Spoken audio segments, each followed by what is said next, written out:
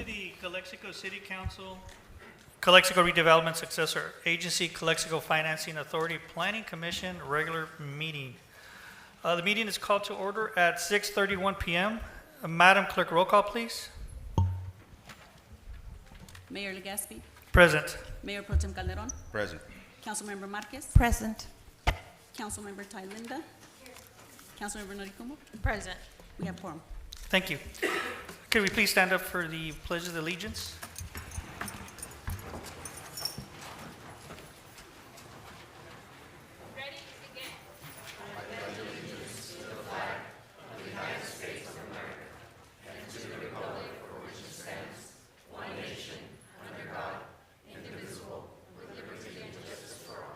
Thank you.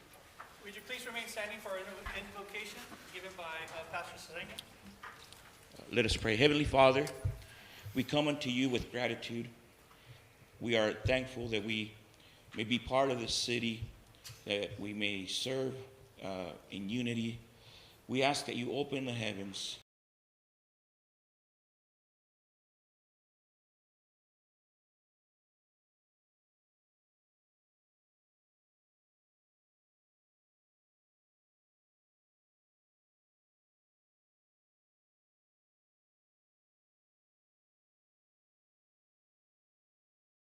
Leaders who fought for what's right and united for the city to become a great city.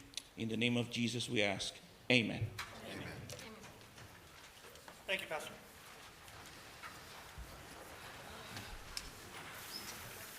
Moving on to the closed session announcement, City Attorney. Thank you. Direction was given to the labor negotiation team during closed session. Okay, so moving on to the approval of the agenda. And I'd just like to make a comment under the discussion matter. I'm going to go ahead and recuse myself on item number 15, having to do with the Cordova Memorial Park. So when that comes up, I'll be recusing myself. Is there anything that's also going to be moved? Thank you, Mayor. I have a few comments here. So we are also asking to pull from the agenda items 18 and 19.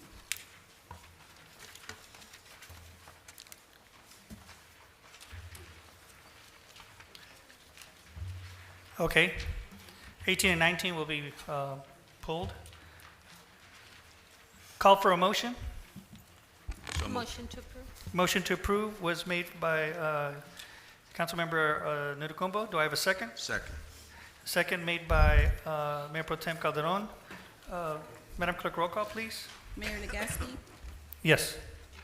Mayor Pro Tem Calderon, Yes. Councilmember Marquez, Yes. Councilmember Tylinda, Yes.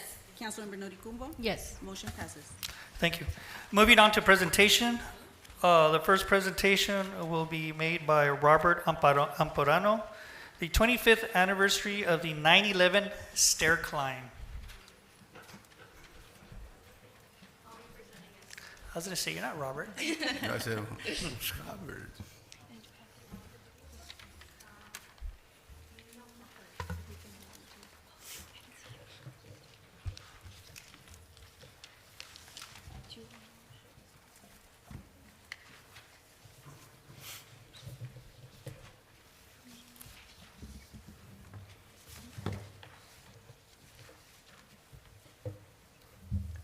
Good evening, Mayor, members of the council, staff. Closer to and- the mic, please. Sorry, guests. My name is Alex Pereira, and I'm here with my fellow board member, Edgar Quiñones, and we're representing the Imperial Valley 9/11 Memorial Stair Climb Committee. I just want to say thank you for giving us a few minutes to share the work that our committee is doing throughout the Imperial Valley. Our mission is to honor the heroes and the victims of 9/11, as well as supporting the men and the women who continue to serve our communities every day, and investing in the next generation of public safety professionals. Tonight, along with my fellow board member, would like to briefly share some initiatives that we're working on this year and that we're grateful to be able to bring to the Imperial Valley. Yeah, go ahead. So I'd like to first share a brief video introduction. Love you. I don't know if I'm going to be okay, so I love you so much. Tower number 2, 19th floor, firefighter down. Urgent, people trapped 5 World Trade on the 80th floor. Mom, it's Steven. My plane, my building got hit by a plane. And right now, I think I'm okay, I'm safe now, but it's smoky. I just want to say how much I love you.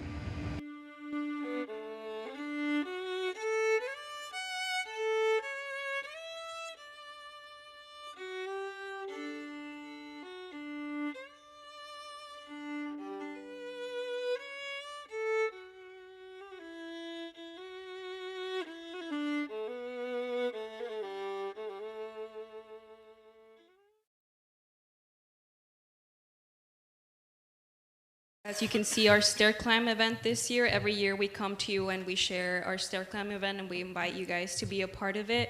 Our event this year will be the 13th annual Imperial Valley 9/11 Memorial Stair Climb, and it'll take place on Saturday, September 12th at the fairgrounds. This year is especially meaningful because we're commemorating the 25th anniversary of 9/11, while our nation also celebrates the 250th year anniversary of the country. For 13 years, our committee has worked to ensure that the lessons of 9/11 continue to inspire service, sacrifice, and community. One reason that we're especially grateful to be here tonight is because the city of Calexico has long demonstrated its commitment to public safety. And from the dedicated men and women of the Calexico Police Department, the fire department, and the city staff who serve the community every day, to the partnerships that the city maintains with public safety agencies throughout the region, Calexico plays a very important role in keeping our valley safe. Every day,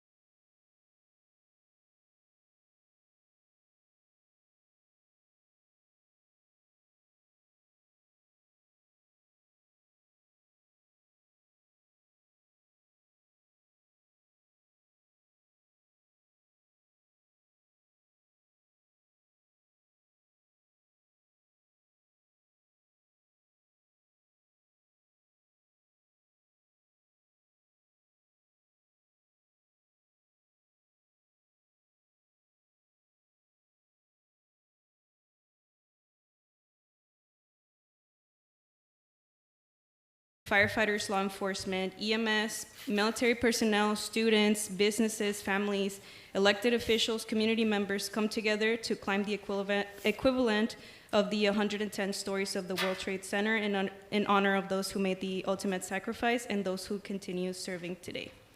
This year, we do expect our largest participation up to date, with more public agencies than ever before joining alongside community members throughout the Imperial Valley. We would be honored to have the city of Calexico participate this year. I know that every year we come out and we share this event with you guys, and we would love to see the city actually stand beside the firefighters. And not that I didn't know that they were going to be here, so we just want to see the city represented. So your participation would send a powerful message that Calexico stands united in honoring those who serve and sacrifice for our communities. And then, if you want to share, we do have also information on our public safety gala and some scholarships that we're doing. So, if you want to share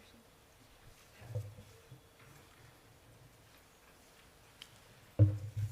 I just want to share that one of the initiatives that we're proud of is the annual Public Safety Gala that is scheduled for October 10th. Last year it was a great success. We'd like to see you guys out there in attendance and support the firefighters and law enforcement officers that attended.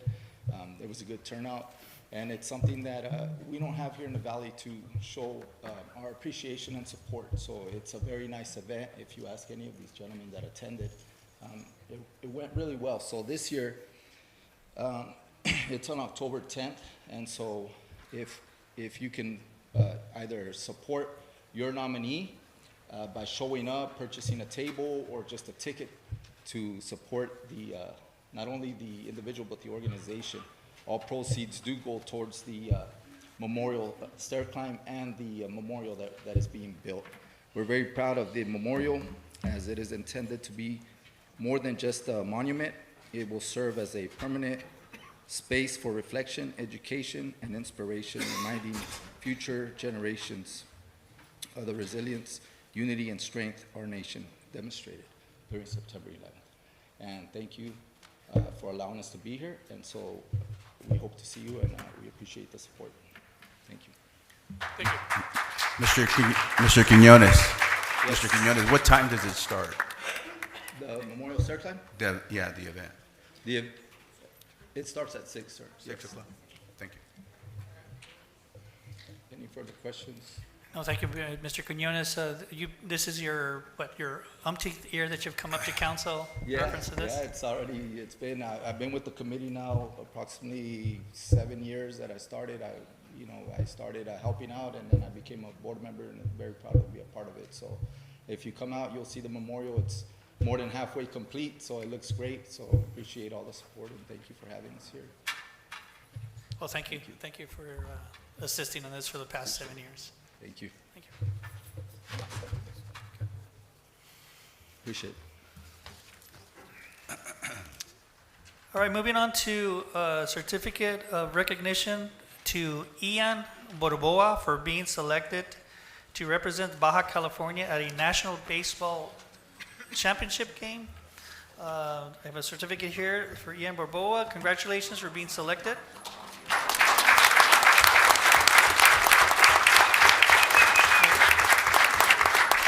Representing the Baja California at a National Baseball Championship game at Puebla, Mexico. We celebrate your achievement. Come on up here.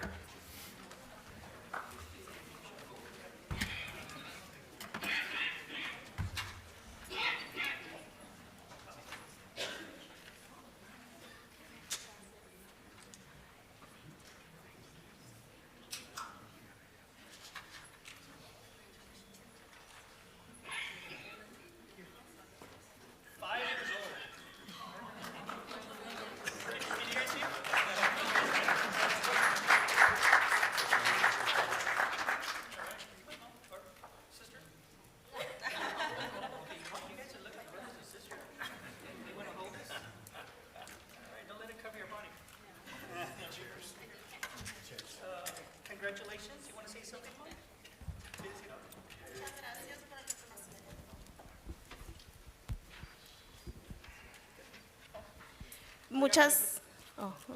Muchas gracias por el reconocimiento para Ian. Es una manera de motivarlo para seguir echándole ganas a este bonito deporte. Muchas gracias.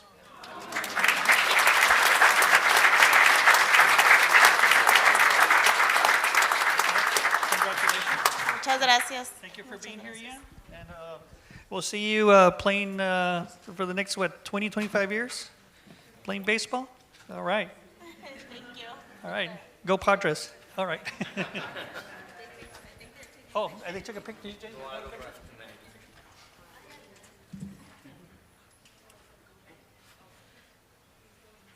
right. Thank you. Oh, yeah. Well, they're going to come up. Okay.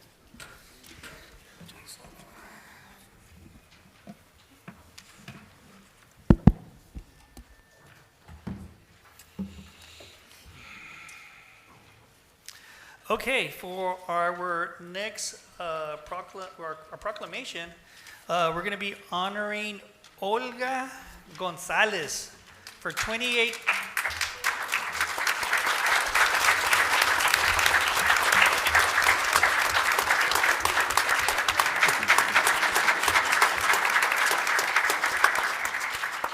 Olga's doing one of these.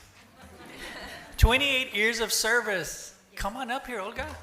Come on up here. Yes, come on up. Oh, you know what? Olga, hold on real quick, but just stay right there.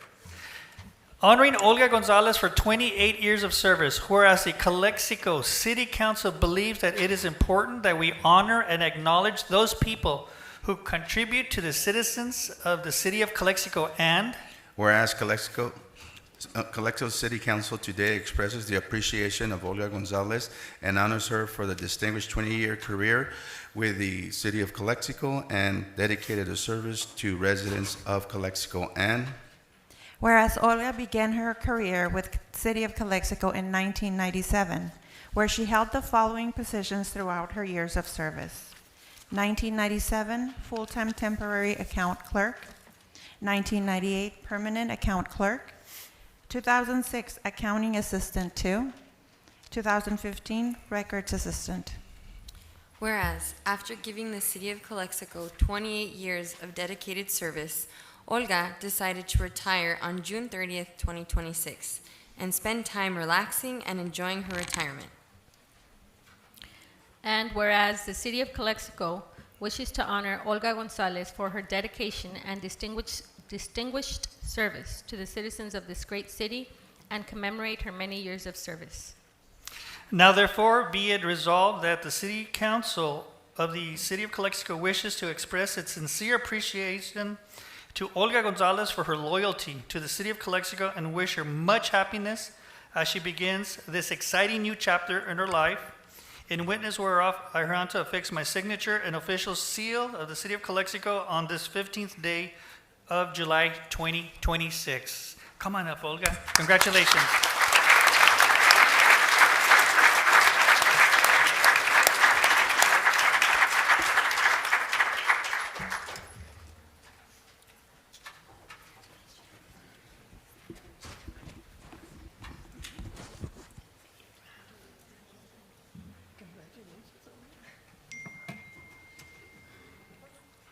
We've worked together for those 28 years out of my 34 years. So Olga's not shy, so she's going to say a few words. She is shy.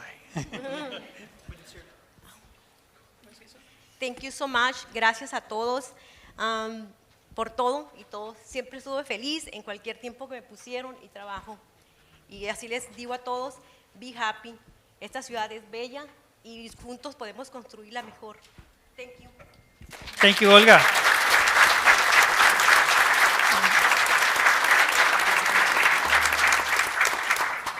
Olga, here's your plaque. Olga. Sorry about this. Here, no, there's more gifts to come. More gifts to come. Here, let's take a picture with her and the plaque also. I can move this out of the way.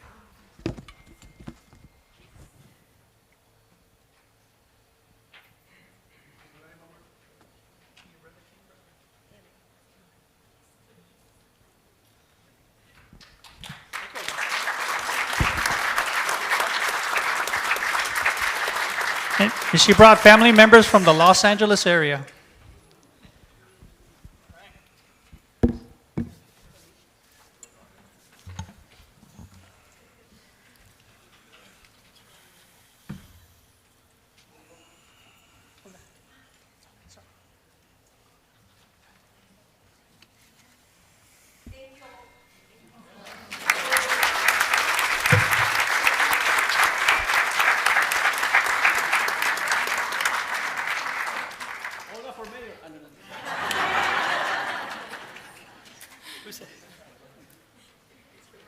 All right. Moving on to another proclamation honoring Sergeant Sean Acuña for 18-year service for the City of Calexico.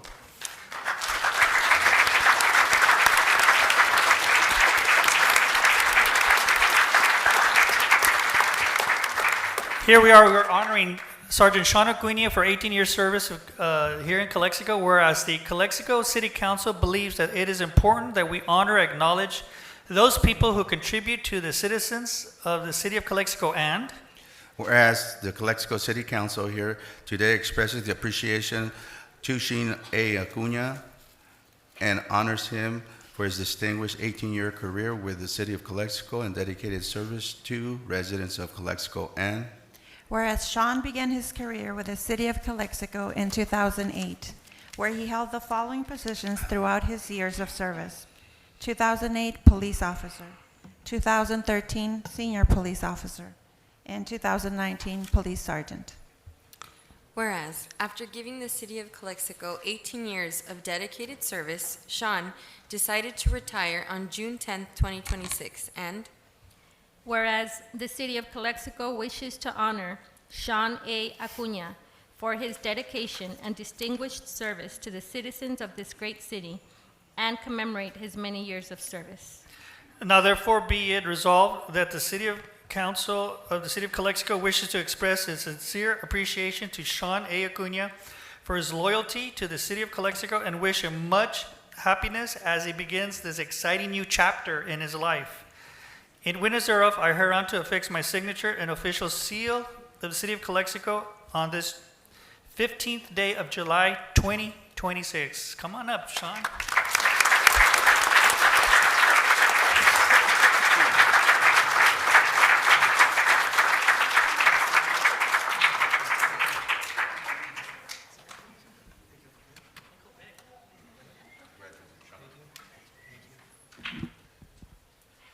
Well, I've worked with Sergeant Acuña.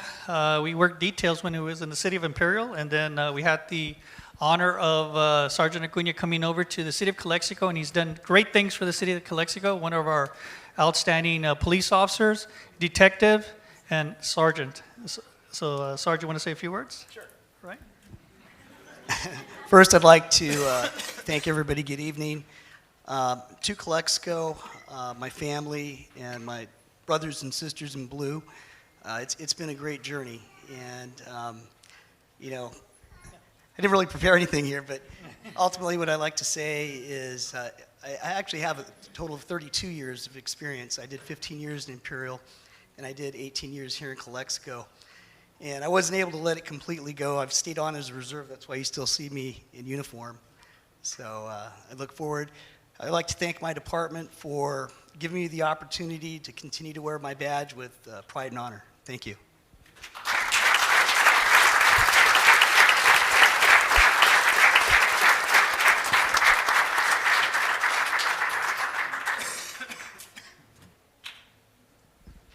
So we're going to bring the true boss up here, the wife, and grandson.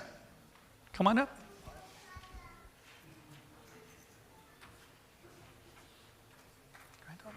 Yeah, those are my grandkids. Okay. Grandson and granddaughter.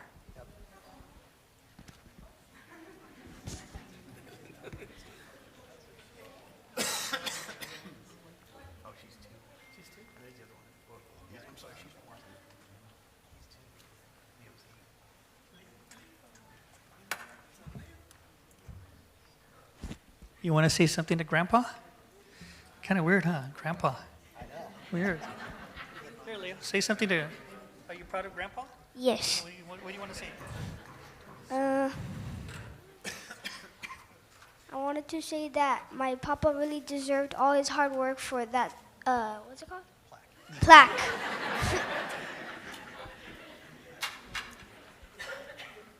I'm very proud of Sean. He's had a very fulfilling career. I know he wasn't done totally, so I know he's happy to stay on. And I look forward to finally having him home a little more. And thank you, everybody, and thank you.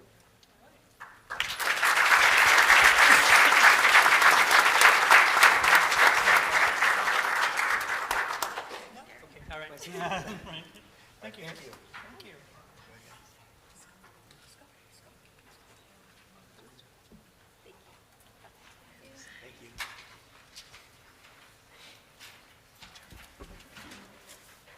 Like musical chairs.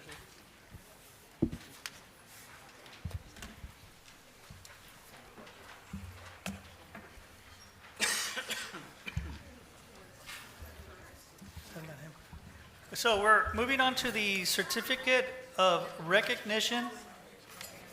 Oh, there's nothing to read. Okay. No, we don't know. Moving on to certificate of recognitions by the California Highway Patrol for the 10851 award to Officer Luis Sandoval. Come on up.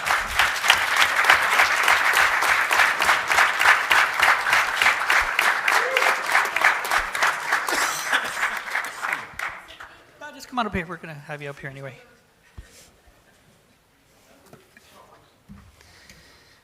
For those of you that don't know Officer Sandoval, he used to own Pinky's Hot Dogs. Entrepreneur. And when he was an explorer, he was under my command. So, no more Pinky Hot Dogs? No more?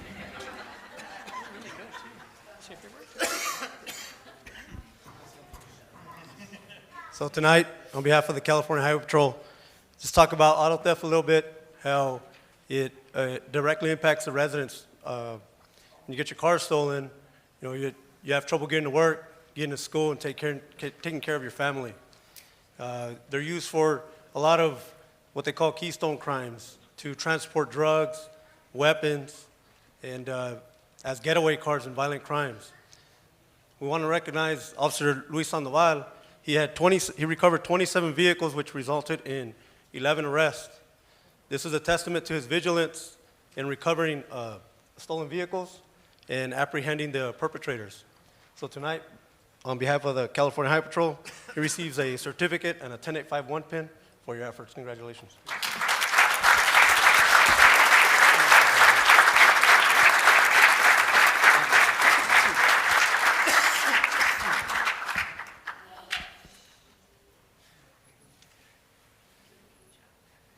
Want to come up here, Chief?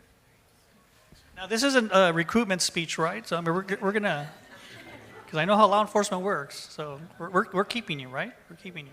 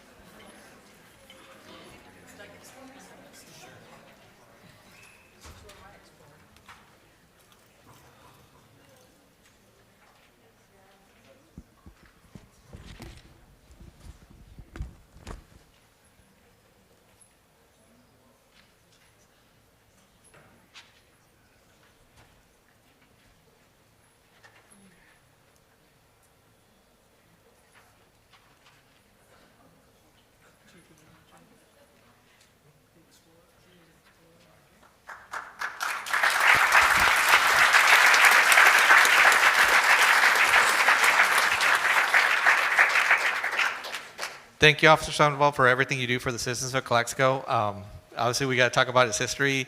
He was an explorer with us, so he started from the beginning, and he's a perfect example of homegrown officers. Started as an explorer, grew up in Calexico, and put himself through the academy. Was #1 in the academy, correct? #1 in the academy. So the academy told me, and we got him, and he's been doing great things. Obviously, that's one thing our officers are doing. They're out there working hard for you, getting DUI arrests, recovering stolen vehicles. We're averaging about 2 to 4 a week. So it's an ongoing thing that needs to be addressed, and I thank the officers for the hard work they do. Officer Sandoval, you're an example of the hard work that these officers are doing, and that just to show them that the community comes together and recognizes the hard work that they do. So thank you, Officer Sandoval.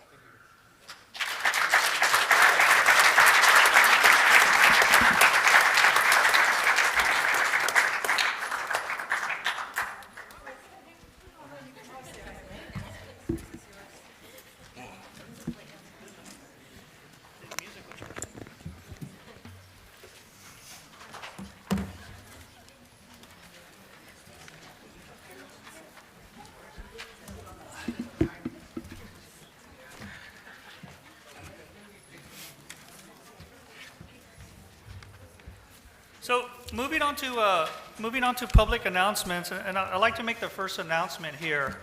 I had a young 14-year-old, Yaretsi Navarro, who sent me an email, and she did a historical investigation or studies in reference to our founding fathers of the city of Calexico. So I just want to bring her up here just for her to say hi to everyone. And she had something small to read, and go ahead and do so. But a remarkable student from our Calexico, an inspiring young lady. Go ahead and say your little speech here. My name is Yaretsi Navarro, a student at Calexico High School, and Louder. And I am writing to propose the creation of a memorial statue in honor of the founders of Calexico, Charles Rockwood, W.T. Heverin, and Anthony Herbert. These three figures were instrumental in transforming this region into the city we live in today. Rockwood's engineering expertise enabled the construction of our vital canal system. Herbert's promotional efforts drew residents to the border town, and Heverin provided essential medical service and historical documentation of the Imperial Valley. I suggest placing the statue in the park near City Hall, a high-traffic area where community members of all ages can reflect on our history. And my vision for the memorial includes Charles Rockwood being depicted holding blueprints for Calexico and the Colorado River. Thank you. Anthony Herbert shown with a graph representing the growth and positives of the city, and W.T. Heverin designed with a blank face, as his likeness is less documented, while holding medical equipment to represent his role as a surgeon. While some may argue that the street signs are significant or that a statue is a significant expense, a physical memorial serves as much as a more effective educational tool than a street sign. It ensures that future generations can appreciate the individuals who made our community possible. I am seeking your support and guidance on how to secure funding and approval for this project. It is our responsibility as a community to honor those who built our homes and paved the way for our city's success. Thank you for your time and considering this proposal to celebrate Calexico's heritage. Best regards, Yaretsi Navarro, Calexico High School, 9th grade. Thank you.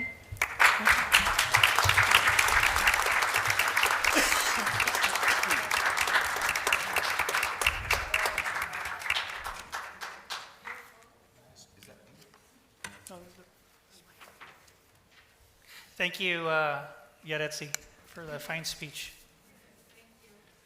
Thank you, ma'am. Moving on to public appearance.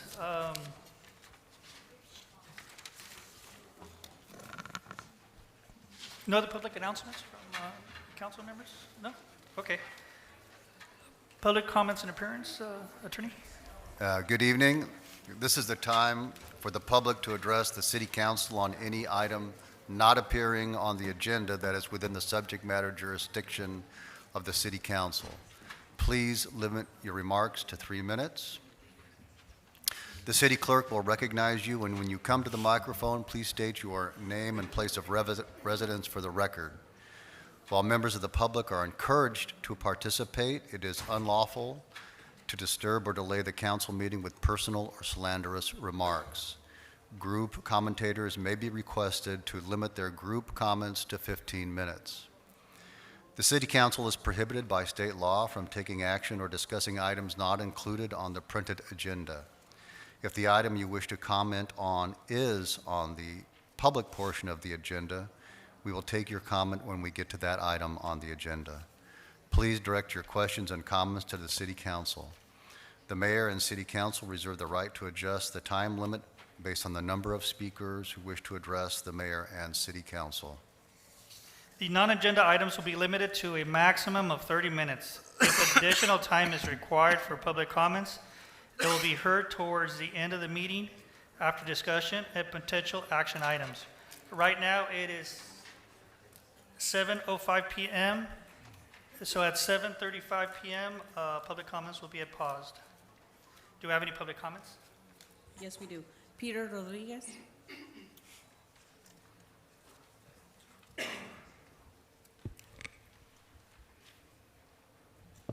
Good evening. My name is Peter Rodriguez, members of council and audience. Yesterday, the County Board of Supervisors surprisingly decided to put a pause on Data centers. Why is that important? Because 8 months ago, they were pro data center. It's going to go through, it's going to happen. Change economically or strategically, planning was going to happen. But they forgot they didn't have a plan. They didn't follow CEQA. We have the emails proving that. I applaud the Board of Supervisors for making that drastic, much needed change. They thought they could intimidate the public, but they were wrong. It takes courage to stand up, and it's people that stand up for the First Amendment, to stand up for the community. It is not easy when your First Amendment rights, I've seen people thrown out for no reasons, people arrested for no crime committed, charges that don't even go through to the DA's office. They can't prove the crimes that they ever committed. By the Madam Chair, the public has stayed strong and is holding strong. They try to pass CEQA rules to change CEQA, which will affect eventually the outskirts of Calexico. That's on pause. And it takes courage from Senator Padilla to put bills to control nonprofits using to make money, like Tim Kelly and the detention center, who frankly owes $30 million to the city of Calexico and the schools, of the $60 million that he bypassed. I want to pick those are the facts, but those are facts. Thank you for your time. Thank you. Thank you. Joseph Guilin.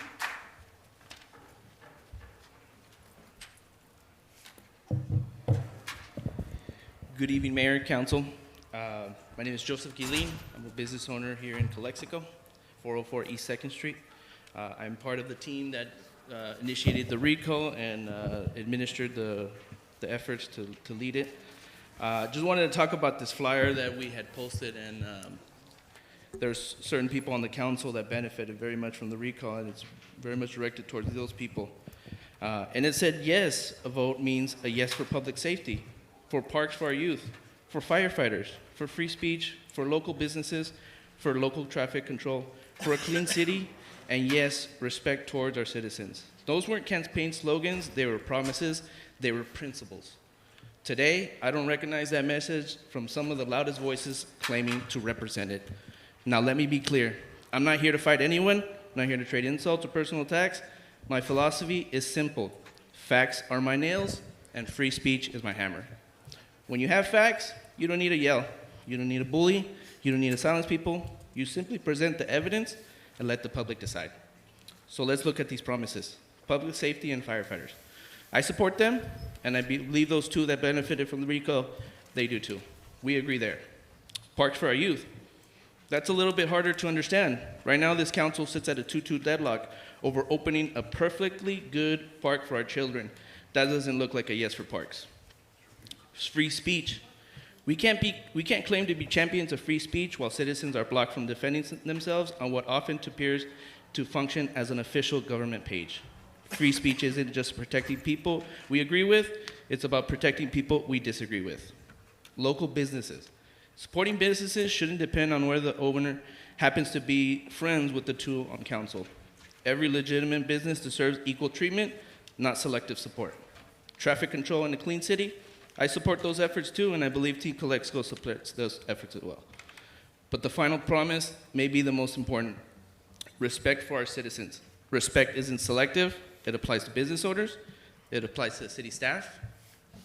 It applies to reporters, local reporters. It applies to residents who disagree with you. It applies to everyone. The recall was never supposed to replace one form of division with another. It was supposed to raise the standard of public service. So my challenge to everyone, including myself, is simple. Let's start measuring success by how many arguments, not by how many arguments we can win online, but let's start measuring success by whether we're actually living up to the values we asked the people of Calexico to vote for. Those are values that are still worth defending. Thank you. Jesús Solano.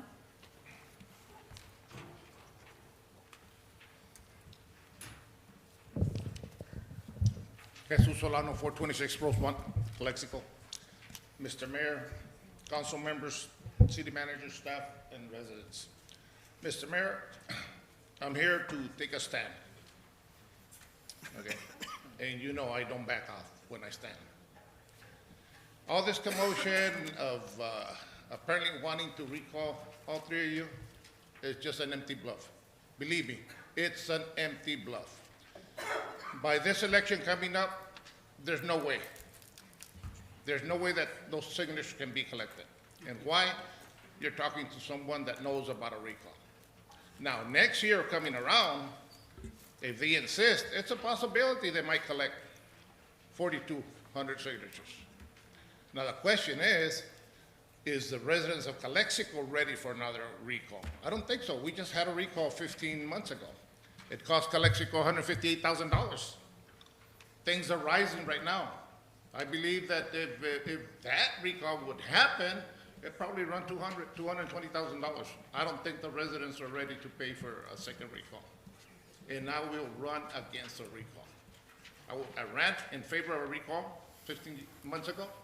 This time I will run against a recall. We don't have money to be spending.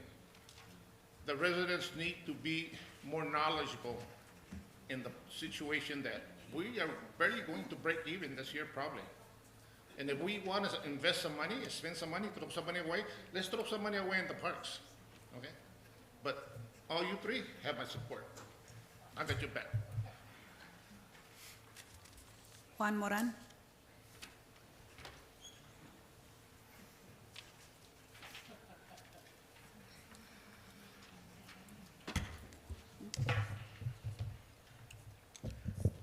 Buenas noches. Here we go with the drama again.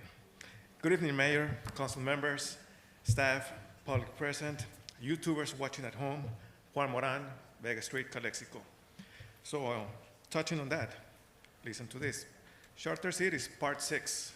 Well, tonight I want to focus on the public process that surrounds any discussion of charter status. Regardless of whether a city chooses to remain general law or explore the charter authority, the process itself must be grounded in transparency, clarity, Can you put the mic and closer to your mouth? meaningful public engagement.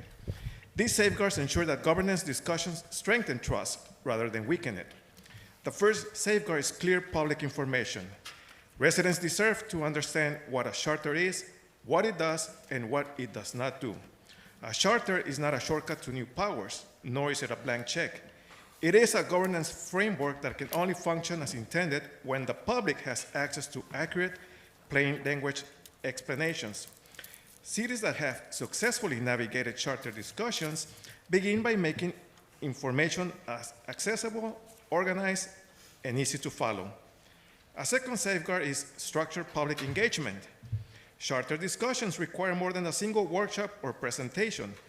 They benefit from a sequence of public meetings, opportunities for questions, and clear documentation of how feedback is incorporated. This is not about reaching agreement immediately. It is about ensuring that residents can see how their input shapes the conversation. Transparent engagement strengthens public confidence in the process, regardless of the final outcome. A third safeguard is independent analysis. Cities often rely on legal reviews, administrative assessments, and comparisons to other jurisdictions to understand how charter authority might affect their operations. This analysis helps separate assumptions from facts and ensure that any proposed changes are grounded in evidence rather than speculation. Independent review also helps the public evaluate proposals with confidence. A fourth safeguard is ballot clarity. If a city ever reaches the point of placing a charter before voters, the ballot language must be straightforward, specific, and free of uncertainty. Voters should be able to read the measure and understand exactly what is being adopted. Clarity at the ballot box is essential for legitimacy and long-term stability. These safeguards highlight a broader principle. Governance discussions must be built on trust. Whether a city remains a general law or explores charter authority, the process must be open, deliberate, and grounded in community understanding. The goal is not to rush toward a conclusion, but to ensure that residents have the information and confidence needed to evaluate their options. Thank you. Eugenio Ramos.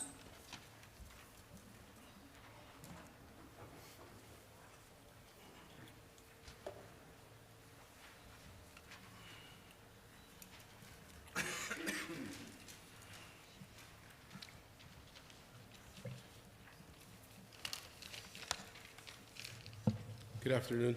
It's funny to me that people don't understand sarcasm. They read comments online and go buy off of that. I just want to clear some rumors or whatnot that are online by some fine gentlemen. Roldan, I have nothing but respect for that gentleman. I hope you don't fall for the critics and the misinformation that is surrounding you deeply. I do not want to start issues with them. I hope he doesn't either. I have nothing but respect for the gentleman. Again, I've seen him as a kid doing stuff at Rodriguez Park, and it just saddens me that that group in particular likes to use the good work of others. On the other hand, I do want to say that it saddens me that in this council it's so divided and diverse that it's really bad when you have councilmen taking pictures of family members of others and blasting them online. Worst part is they don't have the guts to do it themselves. They throw it over to the third parties to do the dirty work. That's unfortunate and it's sad. Kimberly Palacio.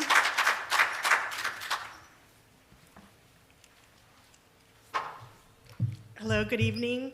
My name is Kimberly Palacio. I'm a lifelong resident in Calexico. Mr. Rodriguez mentioned earlier that the county not only passed or extended the moratorium that they had previously passed on data centers, but they also formed a data center advisory ad hoc committee. I'm here to ask your consideration for appointment to represent the city of Calexico on that committee. You may have seen me up here before a time or two, always advocating for my community, whether it's a labor union, a community organization, or residents at large. Based on the discussions y'all have had here at the last couple council meetings, I'm confident that I can and do represent not just the public's best interests, but yourselves as well. I've attended CUSD schools K through 12. I attended Georgetown University, UCSD, and hold bachelor's and master's degrees, and I'm a former CUSD teacher. Currently, in my day job, I'm a community and labor organizer. I believe the county has forwarded the 3 applicants' information, so y'all have my resume and contact information if you have any other questions. But just to know, one of those 3 applicants is no longer eligible for consideration because she's my friend and colleague, Christian Salgado. She was already appointed to another seat, so there's only 2 of us left under another category. So I thank you for your time and hope to serve the folks of Calexico on the county committee. Thank you. Christine Wong Ramirez.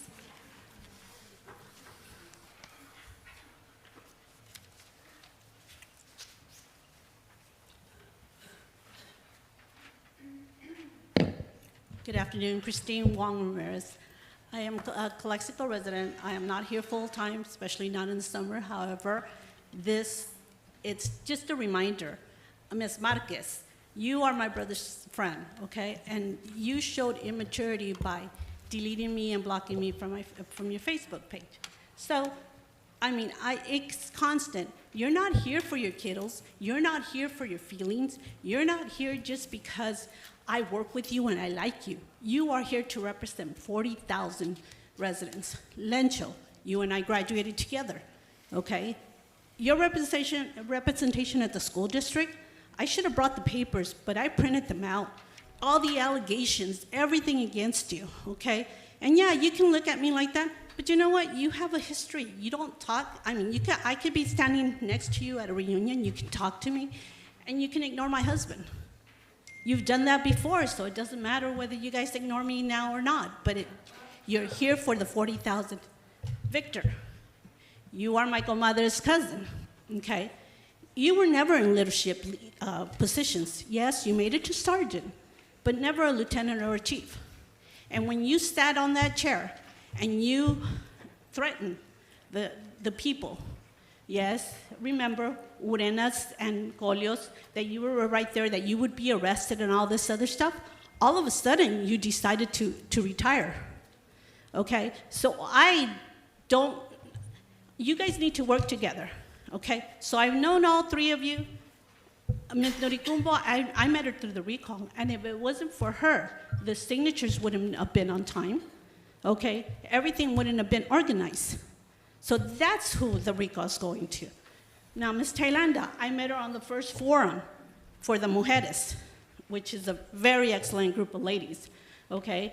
I knew Pinky, yes, all my life, but I didn't know in Ms. Tailanda, okay? So with her knowledge and everything, you would have been a lot better mayor, okay? So my thing is, my respect to the employees, because they need to work for the city. You thanking them for everything, no problem, but have them work for us. The calendar that Ms. Nuricumbo and Ms. Tailanda requested last year, where is it, of the activities? Who's working on that? There's different things that are just being let go, okay, which really annoys me as a resident. So my thing to you is, you guys need to come together. You guys need to decide, because finally, you're not working for 50 or 100 people. You're working for 40,000 residents. That's who, and Lencho, not the 3,000 that voted for you, okay? 40,000, and you made fun of me when I brought it up. Okay, so just think about it. Thank you so much.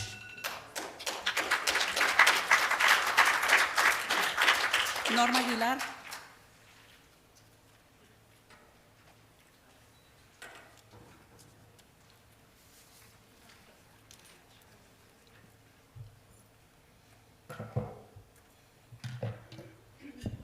Norma Aguilar, 839 Heber Avenue.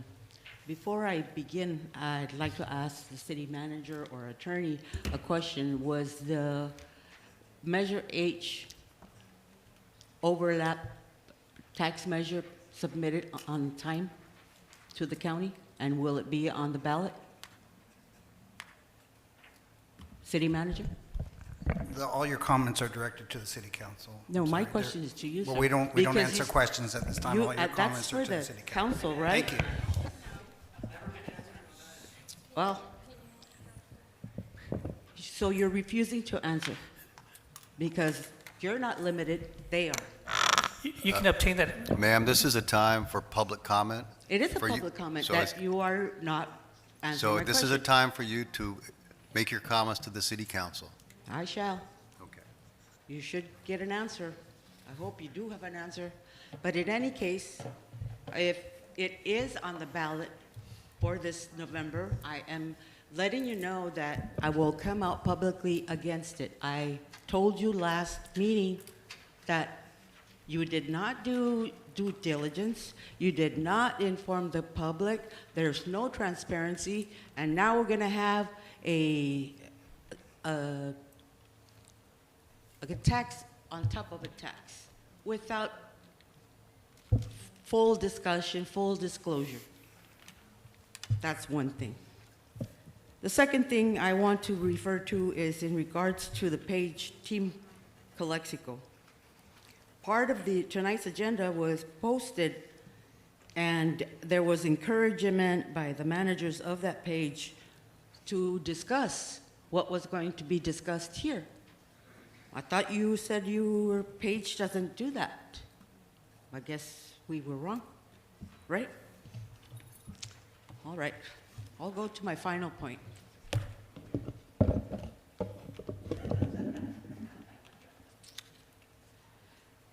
One year ago, I retired as a coordinator for student disability services. Served 19 years with San Diego State. That put me in a position where I work with disabled students and be knowledgeable with the American Disabilities Act. People who have disabilities are not obligated to disclose, but I will disclose on my ailments. I have fibromyalgia. It's an autoimmune disease that targets the nervous system. I've got a messed up right ankle. Pylori had me losing over 100 pounds. That's why you see half of me now. And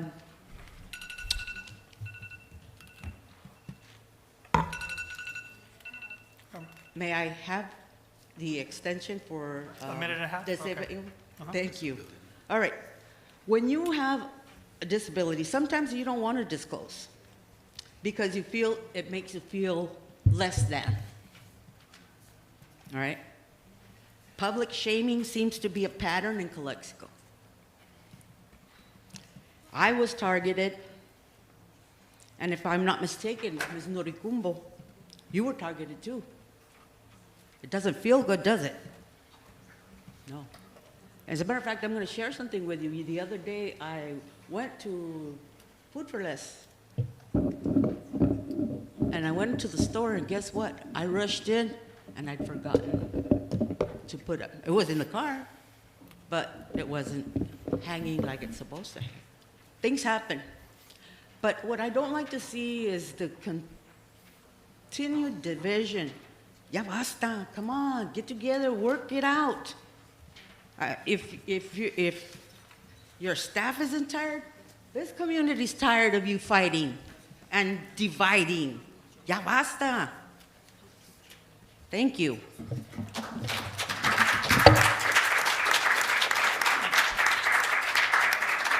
Berta Carreño.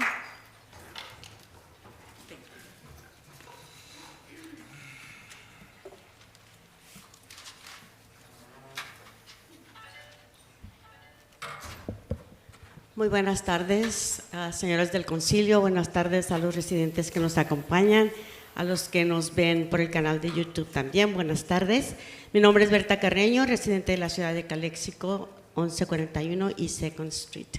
La razón que estoy aquí esta noche no es para hablar de cosas negativas, porque también cosas positivas pasan en esta ciudad. Y una de ellas es esto. Gracias, muchas gracias. Ustedes lo hicieron. Esta agenda en español es un gran progreso para acercarnos más a la comunidad. La mayoría de los habitantes de esta ciudad hablan español y leen solamente español. Ojalá que esto los motive a participar más en estas juntas, a saber qué es lo que se está discutiendo y a poder levantar su voz y expresar sus opiniones. A mí lo único que sí me faltó un poquito, yo revisé la agenda, está perfectamente bien escrita en español, pero sí lo que me faltó un poquito es acerca de si pudieran ustedes poner en forma separada cuál es el protocolo para hablar durante las juntas. En una de las juntas pasadas vino gente que era la primera vez que lo hacía y no sabían cuál era el protocolo a seguir y luego se les tuvo que redirigir y entonces eso causó cierta agitación en las demás personas que no lo sabían. Entonces, si esta información se les da más a los residentes, ellos estarán conscientes de cuál es el protocolo a seguir cuando ellos quieren hablar aquí en el podio. Entonces, pues, solamente para eso, yo también creo que hay muchas cosas buenas que pasan en la ciudad y esta es una de ellas. Muchas gracias.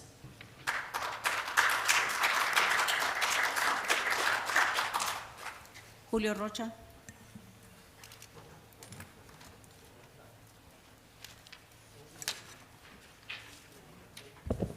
Buenas tardes, miembros del concilio, empleados de la ciudad y residentes. Gracias por asistir. Pues yo nomás me enfoco en los problemas de la ciudad.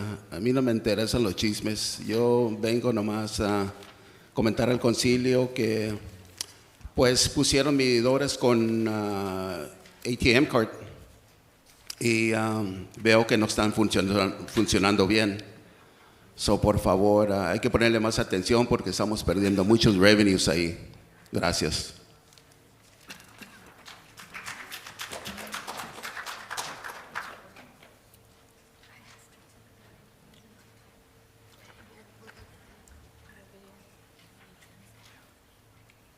We received a public comment via email from David Saunders, and I provided a copy for you all. And we have no more public comments.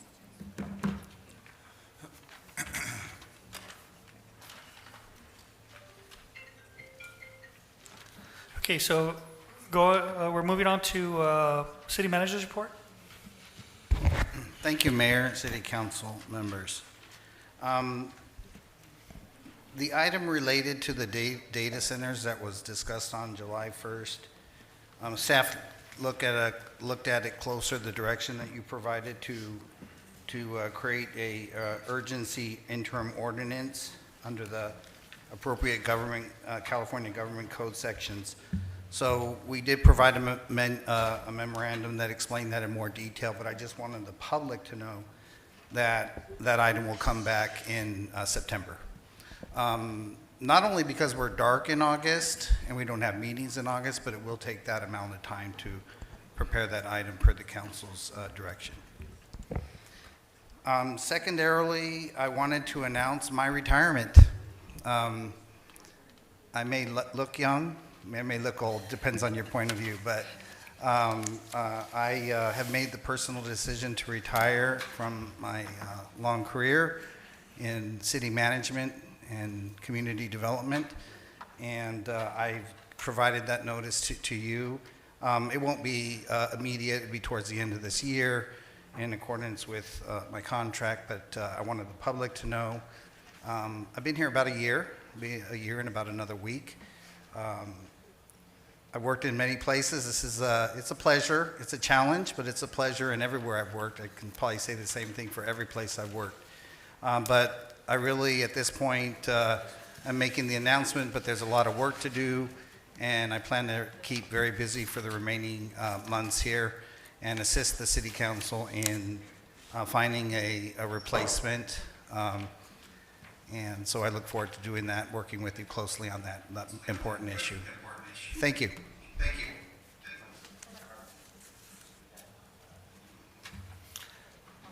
Moving on to Commissioner's report. Are we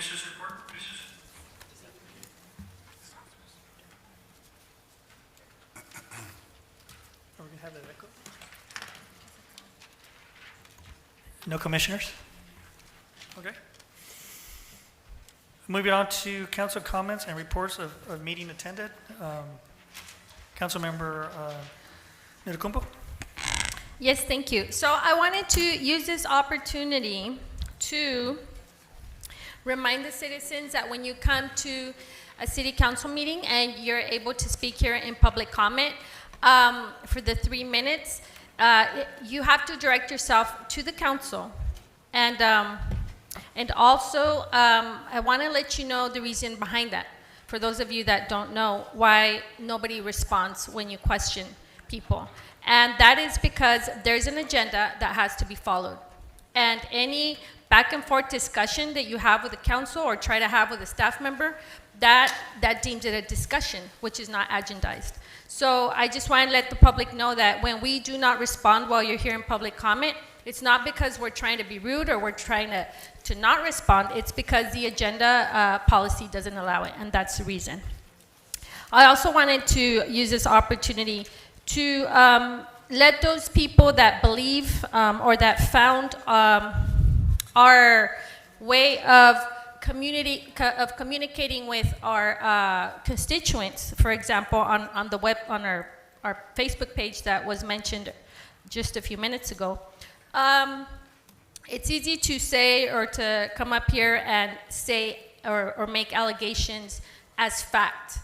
The fact of the matter is that there was no discussion in that announcement. There were certain agenda items that are public knowledge that are on the city's website. They were posted. A little bit of description was made so that the people know what they're about, and there was absolutely no discussion.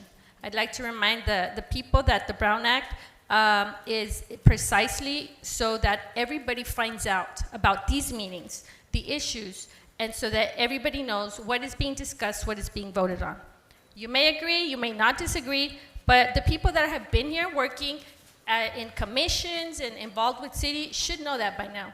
So if they're gonna come up here and try to say something as fact, you know, I'm gonna respond to that and say that if anything, all our efforts are always gonna be to let the community know what is going on. And that's it. Thank you. Thank you. Councilmember Chalena?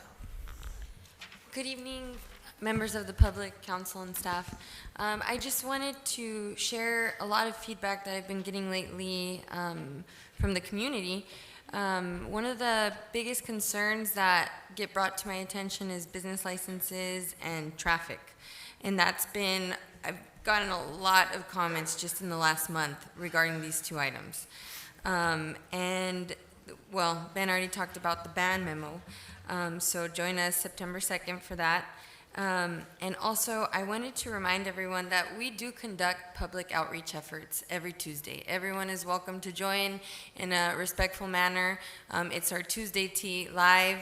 Personal attacks won't be, taken lightly on our page.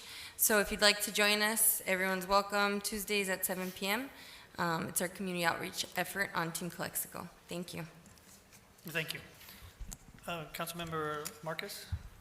Good evening. Since our last meeting, I was able to attend a meeting with some of my commissioners to address and discuss certain needs in the parks, especially, the ones that we are trying to finish. I know there's a great need for parks in the city, both soccer and baseball. Leagues have come up and asked for more funding for those parks, and I know a lot of them are actually going out there and volunteering their time and their money to building those. So we went ahead and met also with a volunteer group that's cleaning and preparing Nosotros Park, Rivera Field, American Legion, and Rodriguez. And with them, they did youth outreach that came in and helped them. So special thanks to the Probation Department Youth Program and what they were able to do on Rodriguez Park. I know that a lot of the trees, especially in Nosotros, I believe it was, they have to be irrigated by hand. There's no irrigation system. So I know that we had a big donation for trees, so we want to make sure that we maintain them. And once again, thank you to the volunteers that are maintaining those trees. And lastly, Mayor Legaspi and myself met with the committee of the Binational Soccer League.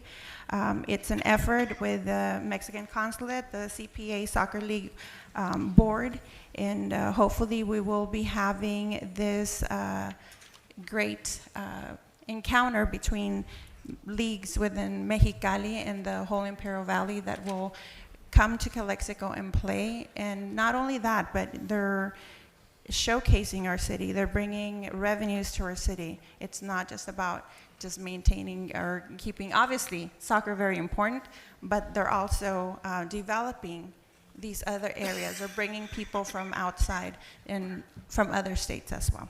And that's all that I have to report. Thank you. Thank you. Mayor Pro Tem Calderon? Thank you, Mayor. Good evening, everyone. I have no comments for this one. Okay. Good evening, everyone, again. First of all, I want to explain a couple of things that had occurred over the weekend. And before that, I want to thank the communities. We had a community outreach out there. We had a volunteer group that cleaned this weekend areas in Calexico. I want to thank Carlos Fonseca, Javier Gonzalez, and Eugenio Ramos for doing an outstanding job. Thank you, guys.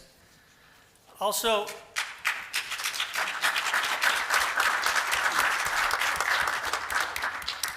in reference to the infamous Sherman and Heffernan Avenue, the city there's protocols when it comes to picking up properties that are kind of messed up. And we did have a meeting, and a date was set in order for the city to intervene. So I'm not going to talk about what had occurred or what we did or if any citations were given to the property owner, but actions was made, and action was going to be done on that following that week, reference to the cleaning up. So on my other meetings and comments, I would like to thank Mayor Pro Tem Calderon, City Manager Martinez, Fire Chief Juan Contreras, ID Pacheco, ID Chairwoman Eugenio. We had a power outage last week, and we received phone calls reference to that. We had a soft EOC, Emergency Office Center, open up, or we almost opened it up. So I got a call from Norma. She wanted to activate the CERT team. the community emergency response team. So he wanted to be the first one out there to fill out paperwork and whatnot. So I got a call from Norma, and that's something that we're going to discuss tomorrow, Monday, reference to CERT, activating CERT. And I want to thank everyone that participated. Calls were made, especially our IED directors that were on top of it. And before we ended up going to the fire department to open up that EOC, the power came back. So good job for those that were involved in that. Director Norma, Recreation Manager Norma Gerardo and myself went to IED to receive a $5,000 grant regarding the maintaining of the swimming pool. This is our umpteenth year that Norma has received. Good job on that. Keeping our pool safe and educating our kids and adults how to use a pool without drowning. We both said it at the same time, huh? I went to meet with the Director of Villegas regarding the new street pavements. Public Works Director Villegas doing an outstanding job.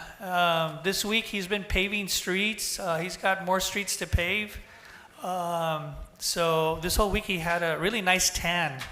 He was out there with his employees, and more streets to come regarding to the pavement. People keep asking for the infrastructures, when are we going to be paving our streets.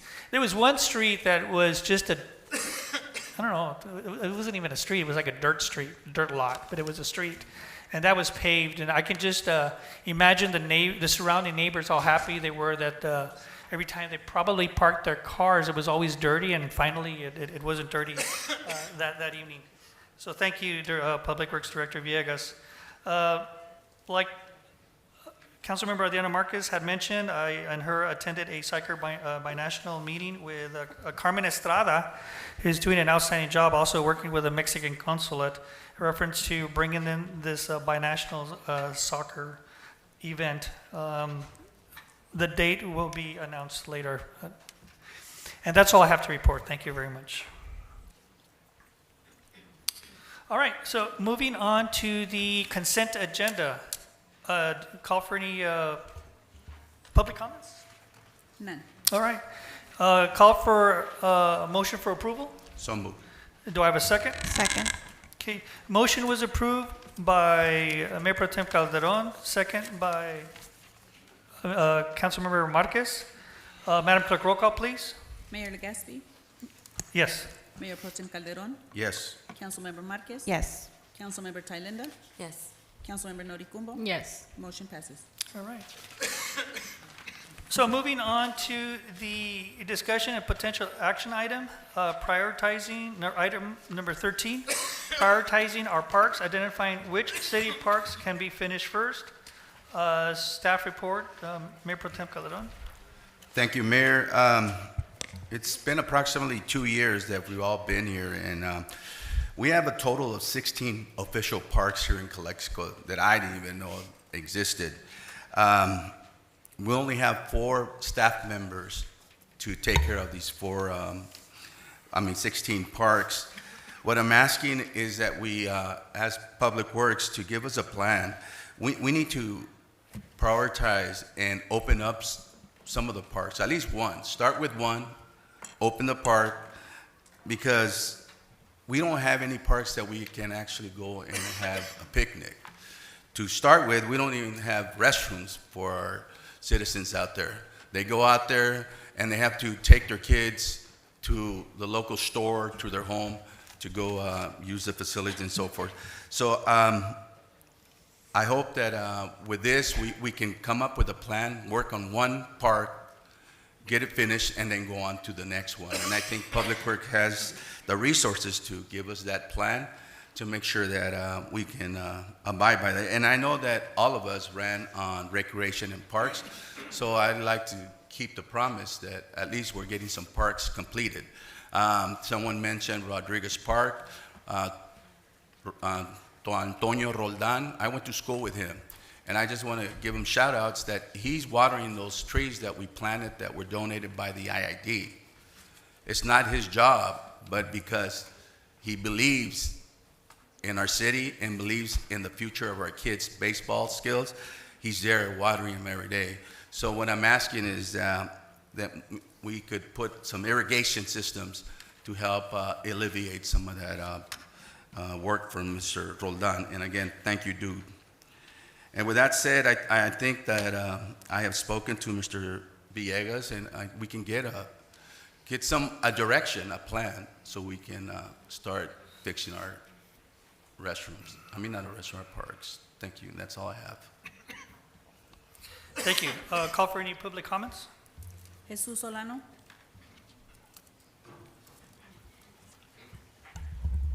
Mr. Mayor, council members, yes, I do agree that there's a lot of parks that need a lot of maintenance and a lot of upgrades.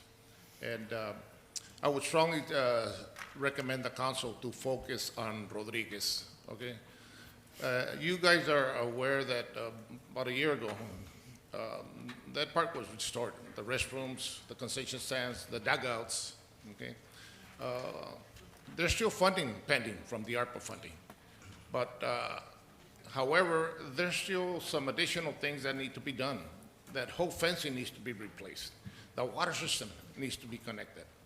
Resurfacing the tennis court, Rodriguez, that's a shovel-ready part. I know that all the parks are priorities, okay? But that's a shovel-ready part. So I would recommend this council and to focus on Rodriguez, okay? And we are all aware that these coming days, there's going to be at least 4 outreach when we are applying for grants. So that's good, okay? But please focus on Rodriguez. I know that Nosotros also is priority, okay? Nosotros has about $400,000 left, I guess, okay? So that's another park that we can also focus. Let's start with one park, let's finish it, and then let's jump into the other one. Thank you. Christine Wong Ramirez?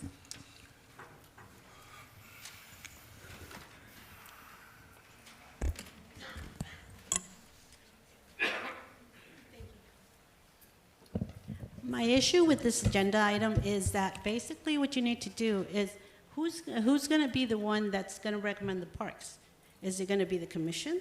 Is it going to be, someone that can actually give us a correct information? Is it going to be all the nonprofits that are there? Because I just saw a bulletin from the city of Calexico on the web's page that says that the commission is going to have these outreach. Okay, I understand we have a grant writer, and I understand that she has to do the outreach, okay?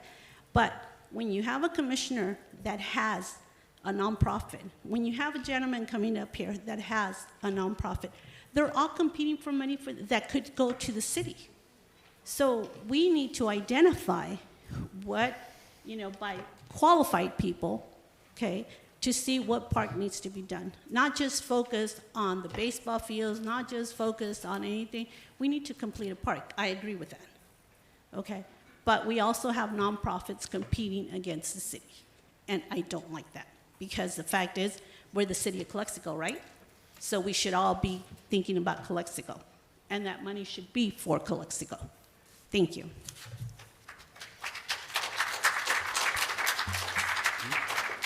Yolanda Cunningham?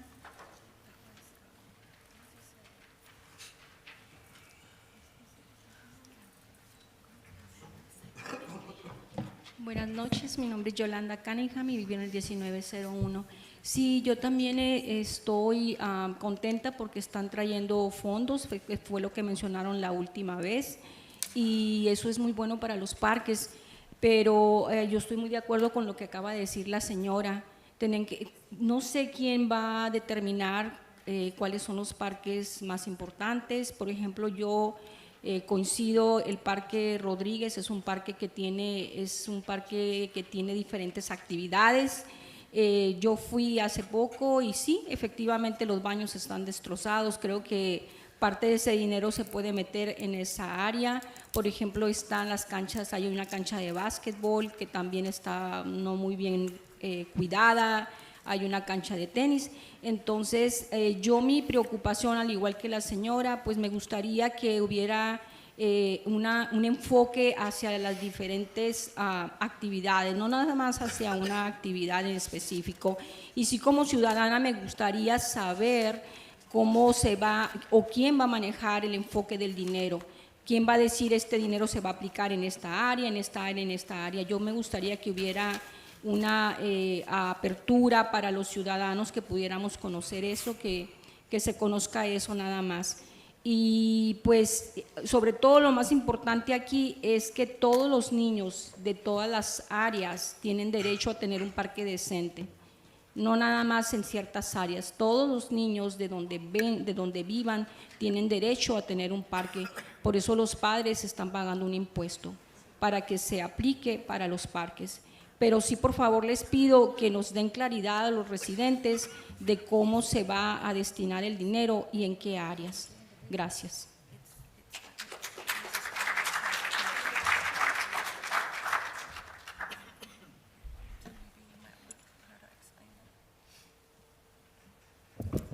Otra vez.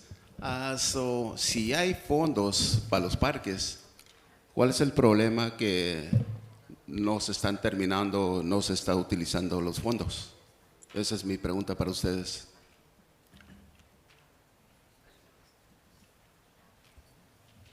No more public comments. All right, thank you. There will be no council discussion. If council wants to hear this item, need to set a date for when this item will be brought back for council discussion.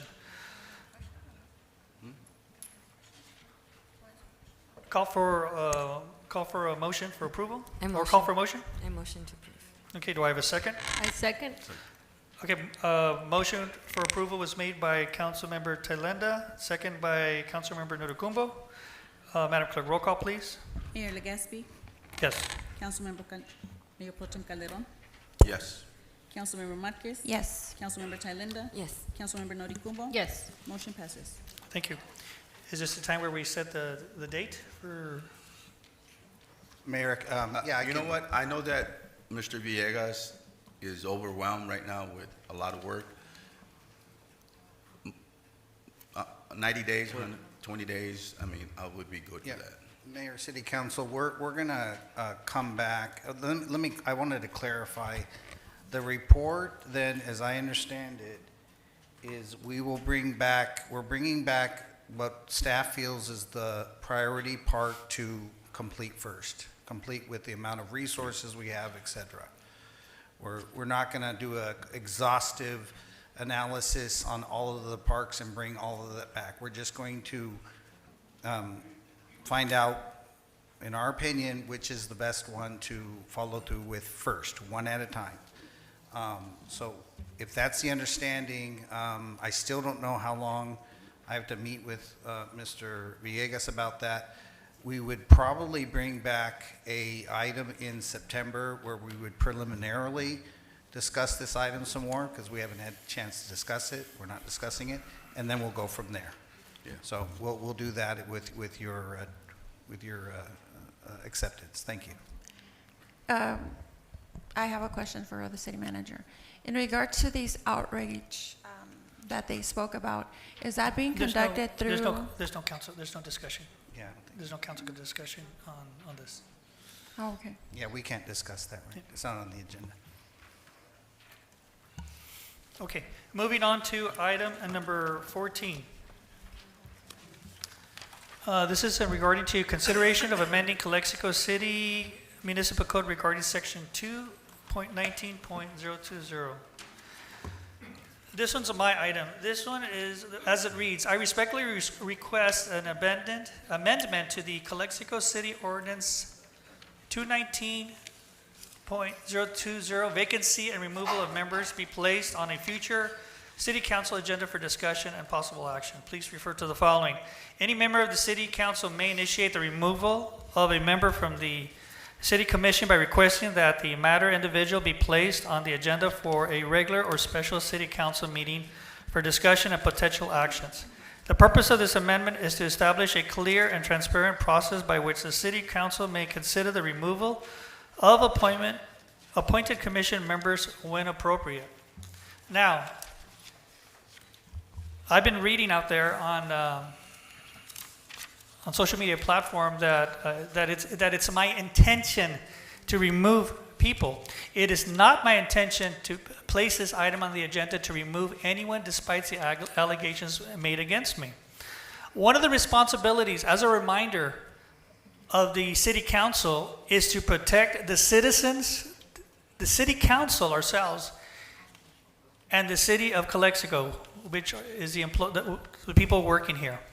Another potential responsibility is to ensure that the city avoids any potential legal liability whenever possible. This is not, this has, other cities have this municipal code policy reference to what I had just read. It's not a shocker, but like the people had said out there, we need to get along. We do need to get along, and there's a lot of stuff that we need to look at and be careful. I'm hoping that if my commissioner is not doing what they're supposed to be doing, remember, we're here as an advisory, the commissioners are here as an advisory committee. I expect the council members to talk to me about it, and so we can work this out. And this is just to make sure that we're protecting ourselves, the city of the Calexico, the citizens of Calexico, just to make sure that we can just go forward and not do anything malicious. So let's just, that's all I'm asking for, is just to work together as one. Like someone had mentioned, work together, all five of us working together as one. And that's what I want, is for all five of us to work together as one. Thank you. Moving on to any public comments? Yes, Peter Rodriguez.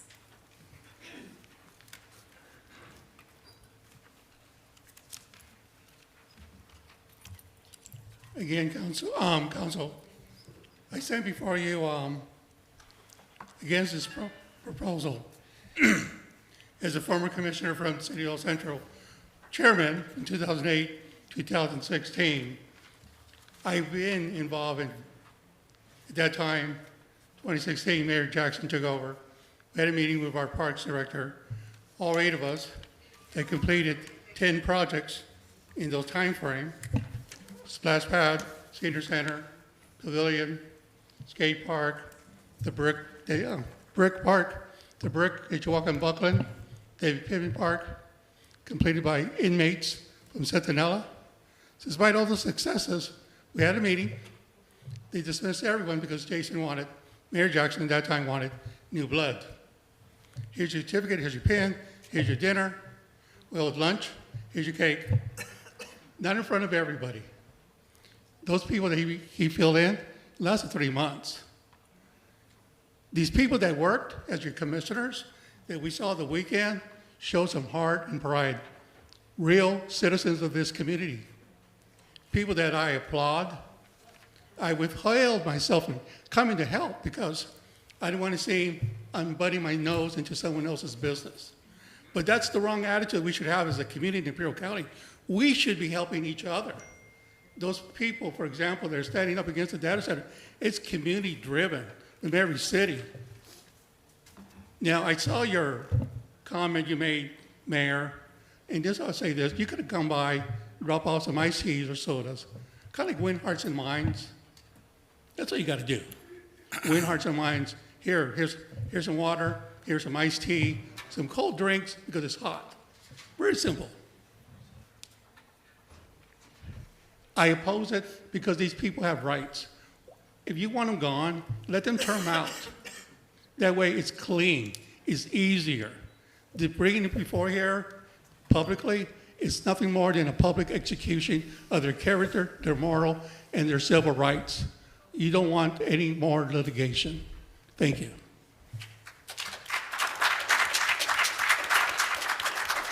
Jesús Solano.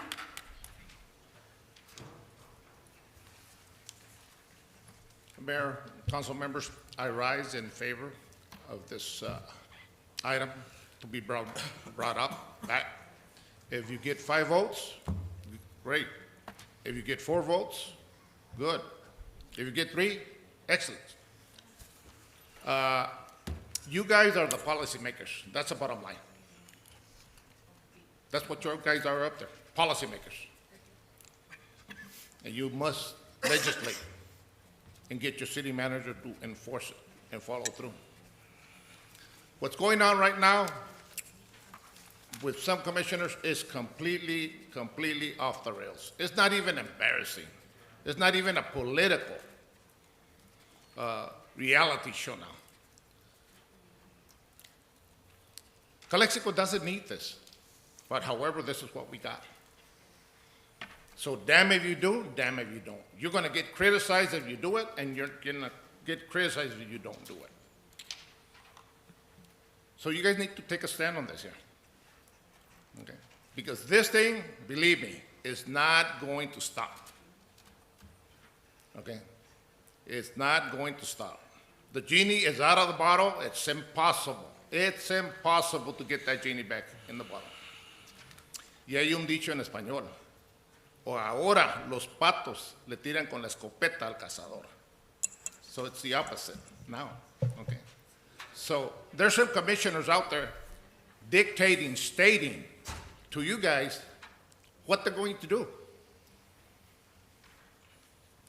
They drew the line. So what's left? You need to take a stand, draw the line. So who's in charge? Are they in charge? Is the planning director in charge? Public Works director in charge? The city manager? Who's in charge? You guys or who? Chief? Mr. Orozco? Who's in charge? Okay. So you need to enforce this policy.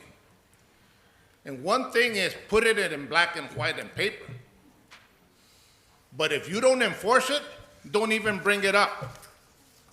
You must enforce it.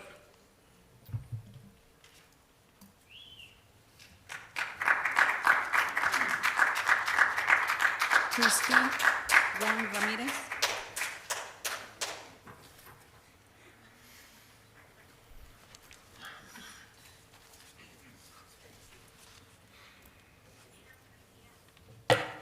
Good evening. This is Christine Wong Ramirez. In this, okay, thank you, Victor. Okay, my thing is, you know what?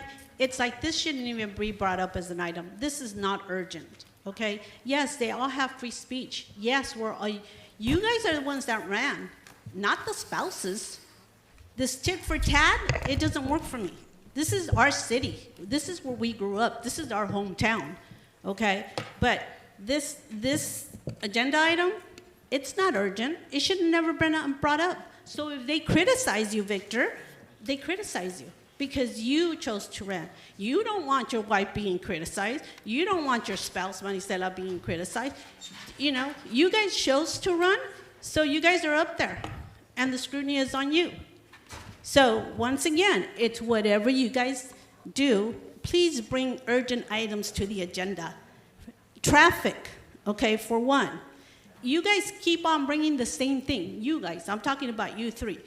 There's no money making. There's nothing. There's just, you know, you need to bring in revenues. How about somebody work with the school district to do the impact fees? How about somebody really work with the traffic, Caltrans? How about, you know, instead of you three taking over and deciding to not separate things, you know, you need to see this, you know.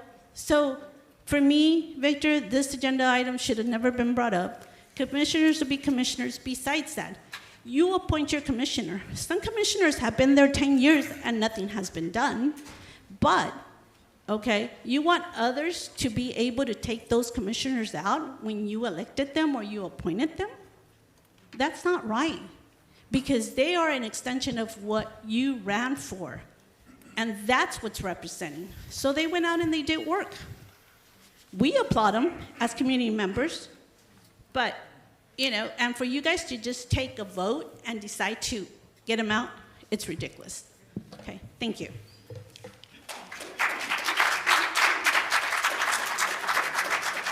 Liliana Hernandez.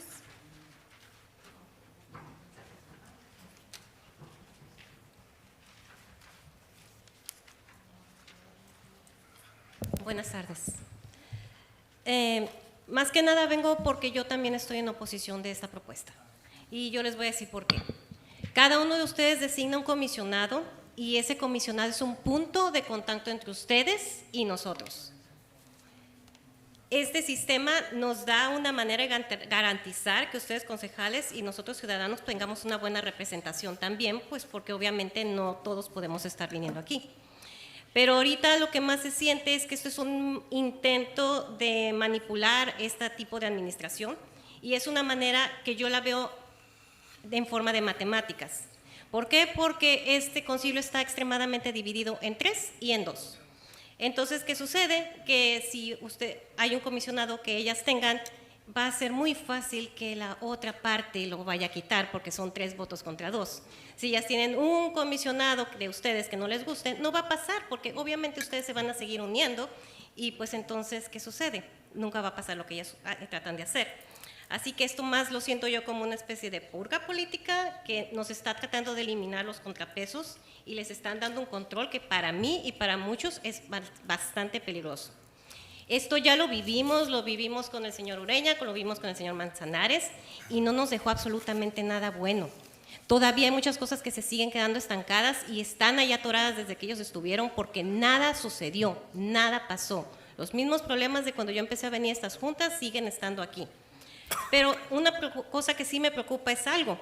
Por lo menos en ellos yo veía que había una creencia, tenían una línea. Tal vez el señor Manzanares era muy liberal, tal vez Ureña tenía su agenda, pero al menos aceptaban ellos dos las consecuencias de sus actos y yo aquí en cambio lo veo muy diferente y siento que se están dejando influenciar mucho por agentes externos que a veces vienen y a veces no vienen a las juntas, pero que a final de cuentas han llegado a tener un poder muy, muy surrealista en este concilio.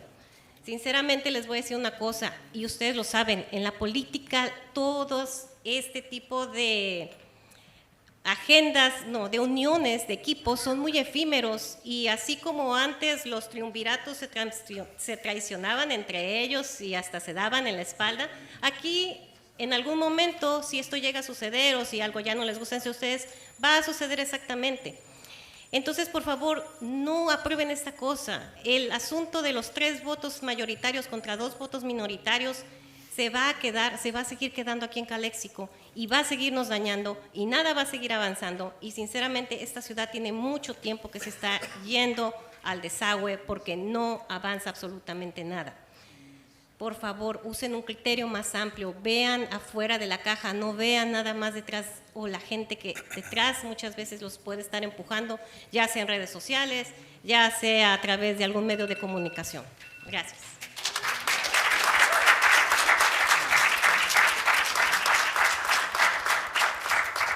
Norma Aguilar.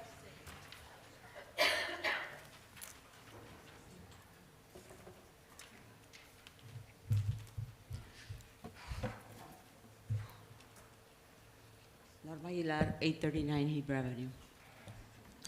I've served on the Measure H Oversight Committee since 2010.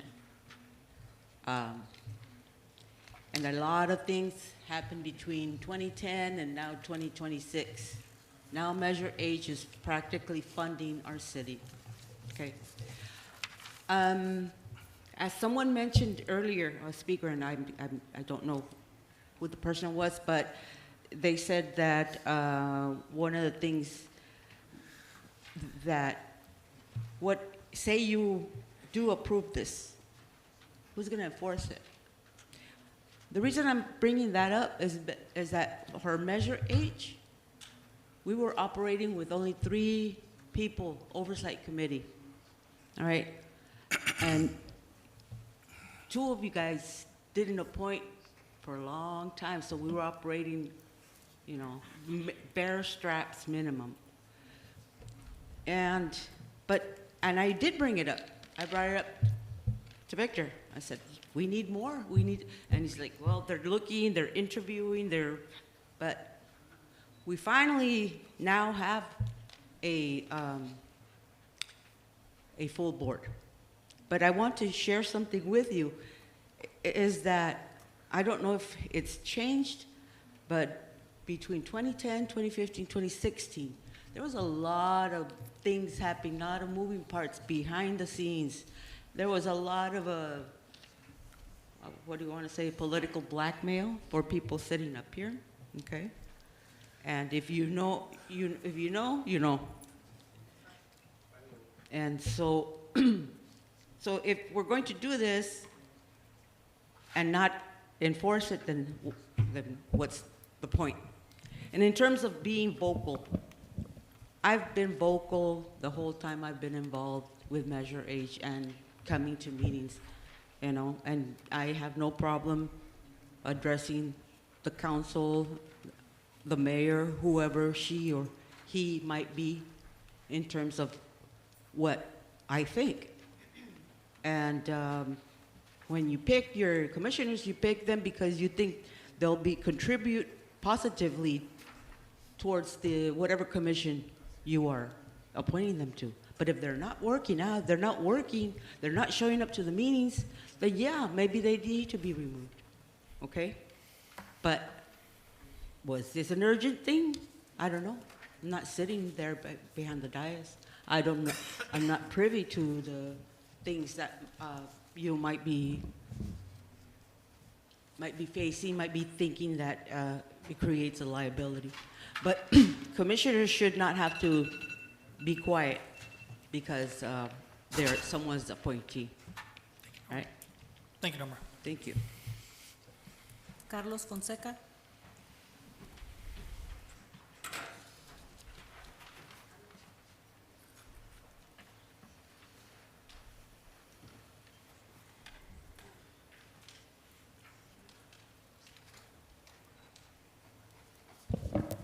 Hello, my name is Carlos Fonseca, 1821 Atlanta Place.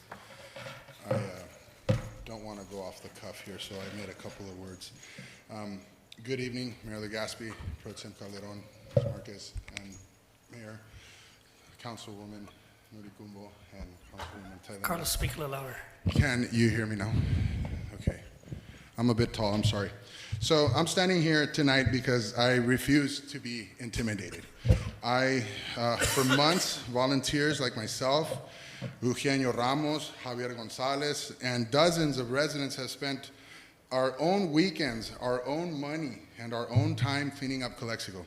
We've removed mountains of trash, cleaned abandoned lots, removed graffiti, and shown this city what ordinary citizens can accomplish when they actually give a damn. Instead of asking yourselves why volunteers are doing work that many residents believe the city should be doing, we're now looking at an agenda item that changes the rules for removing commissioners. A little while ago, you said that it might speed up the process, make things a little bit more easier. Maybe not speed up the process, but you want to have a little bit more of a unity amongst your council to choose a commissioner. If you guys can't, I don't feel that would be the right thing to do. I believe it's going to, va a tardar más cualquier cosa. Si por ejemplo, la señora Nuricumbo quiere escoger a alguien, ahora los 5 lo tienen que aprobar. No pueden ni aprobar algo tan simple como tráfico o lo que sea, y quieren ahora aprobar lo que vienen siendo los commissioners. I think it's going to just create a backlog, and we're not going to get. We don't do much right now, I'll be real honest with you, right? I'm on the board for the downtown bid. I don't remember when the last time we had a meeting was.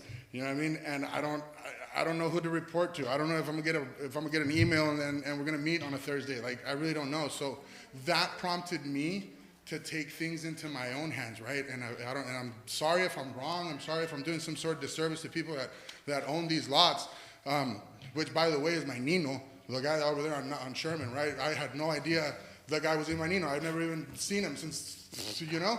And I do a public search request, and this guy's names pop up, and we're like, dude, what are you doing with your yard, right? And anyways, I know that place has been, they've had emails for since February.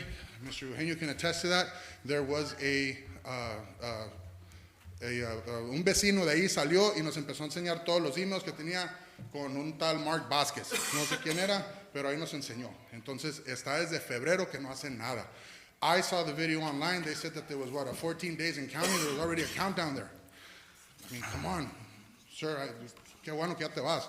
porque tenemos que hacer algo mejor, la verdad. So, all right, thank you guys. Thank you, Carlos.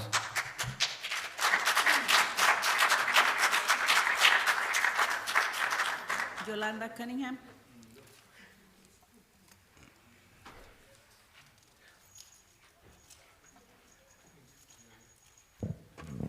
Buenas noches, mi nombre es Yolanda Cunningham. Señor Legaspi, leí en la agenda lo que puso y yo de verdad le digo sinceramente que esto no es moral. No es moral porque hay tanta división ahorita en la ciudad, tantos gente que llega de fuera que ni siquiera vive en nuestra ciudad, que se entromete, gente que hace reportes, o sea, realmente está Calexico lleno de negatividad. Y desafortunadamente yo lo único que le puedo decir es que de veras piensen lo que están haciendo. Yo durante mucho tiempo que he venido a las juntas me he dado cuenta que cada uno de ustedes nombra a sus comisionados y como lo dijo la señorita, pues esto está muy dividido. Entonces no es correcto lo que están haciendo.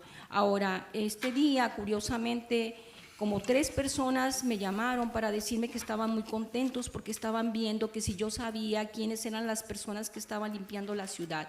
Una señora estaba muy contenta diciendo que tenía mucho tiempo pidiendo que limpiaran un terreno baldío que estaba al lado de su casa con muchos problemas y que hasta el día que me levanté vi personas trabajando, estaba feliz la señora. Entonces, usted mismo acaba de dar las gracias a esas personas. Es muy difícil conseguir comisionados. No toda la gente, esas personas no se les paga, lo hacen voluntariamente. De verdad no sé cuáles sean las razones, pero hay otras prioridades. Y sabe que vamos a enfocarnos en las cosas positivas que estas personas están dejando, porque también realmente esta ciudad, mucho chisme. Inventamos, y resulta que ya llega gente aquí, se para y da órdenes a ustedes, porque los vemos los residentes, llegan y como dijo una persona aquí, pues como dijo, le tiran los patos a las escopetas, no sé qué quiso decir, pero, bueno, exactamente, se voltearon los papeles, aquí son ustedes los dirigentes, nosotros votamos por ustedes. Nadie tiene que venir a decirle al señor Villegas, le doy luz verde para que haga algo. No, ustedes son nuestros representantes. Y además le voy a decir una cosa. Hace tiempo nosotros tuvimos una situación y usted hizo lo que tenía que hacer correctamente respecto a uno de sus comisionados. Alguna vez yo también tuve una situación respecto a una comisionada que todavía está como presidenta de la Comisión de Parques. Y la persona que la tiene, la verdad, yo sí tengo agradecimiento porque hizo lo correcto y se dirigió con mucho respeto hacia mí para poder yo tratar con mi representante directamente a un asunto de su comisionado. Ahora, yo le voy a decir una cosa. Hay mucha gente que estamos muy molestos porque usted nada más los pongo a pensar. Ustedes tienen comisionados que tienen sus non-profits. ¿Cómo usted cree que yo como ciudadana me voy a acercar a esa persona? O sea, tiene una non-profit y a mí me representa. Eso no es correcto, señor. Gracias, señor Leo.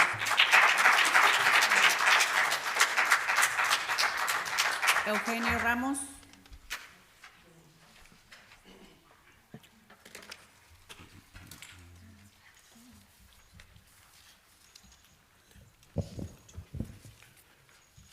Good afternoon. My name is Eugenio Ramos, 925 Salvador Guilin Street. I think this is the service of something you brought us an emergency for one simple reason. Well, a few, but nothing really big. You're wasting the resource of the city on things that aren't emergency. That's my first one. We have 5 months left in the year to leave our position. I don't make a dime being a commissioner. If you guys approve it, which I strongly believe you guys will, I don't lose nothing. I'm not gonna sit around and be controlled and be pretty much told to shut up and mold other people's needs or wants. I'm sorry, I'm not like that. You know my father, I'm just like my dad. A mí nadie me va a callar. Second, if I do something wrong, I'm going to expect a phone call from Mrs. Nuricumbo que me remueva. That's being, again, I know you guys are going to pass it. Fine. Por mí no hay problema. You should see the amounts of emails that people have told us, left, calls, texts, of people that are actually seeing something happening in Calexico. And the 3 commissioners, because I don't feel that I'm a commissioner, those are the ones that I feel that are targeted. Everything I've done as a resident, Mrs. Ureña told me in the very beginning that I didn't have the permission to be in activities such as a Calexico Police Ad Hoc Committee as a commissioner. I had to do it as a resident. Todo lo que he hecho, lo he hecho como resident. You were at the, all 3 of you were at the National Night Out. Also, the community public safety meeting is something that I was part of. We've done city cleanups, and we've done non-official city cleanups. Es lo que estamos haciendo ahorita. Just a bunch of friends, vecinos, people that want to join our efforts. We're clean. We're not doing nothing wrong. You mentioned right now that you've seen on social media. I'm glad you did. That was the intent. Y también dije que iba a tener un golden invitation and a special one, right? So this Saturday, 3rd and Pollen, we're going to go clean up that section again, el parking lot. I'm giving you a golden invitation publicly. Please go. Please leave your cell phone in your car. I don't want pictures. I want to get my hands dirty. The second one, Mr. Calderon, same to you. 6 in the morning, 3rd and Pollen. I hope you guys can make it.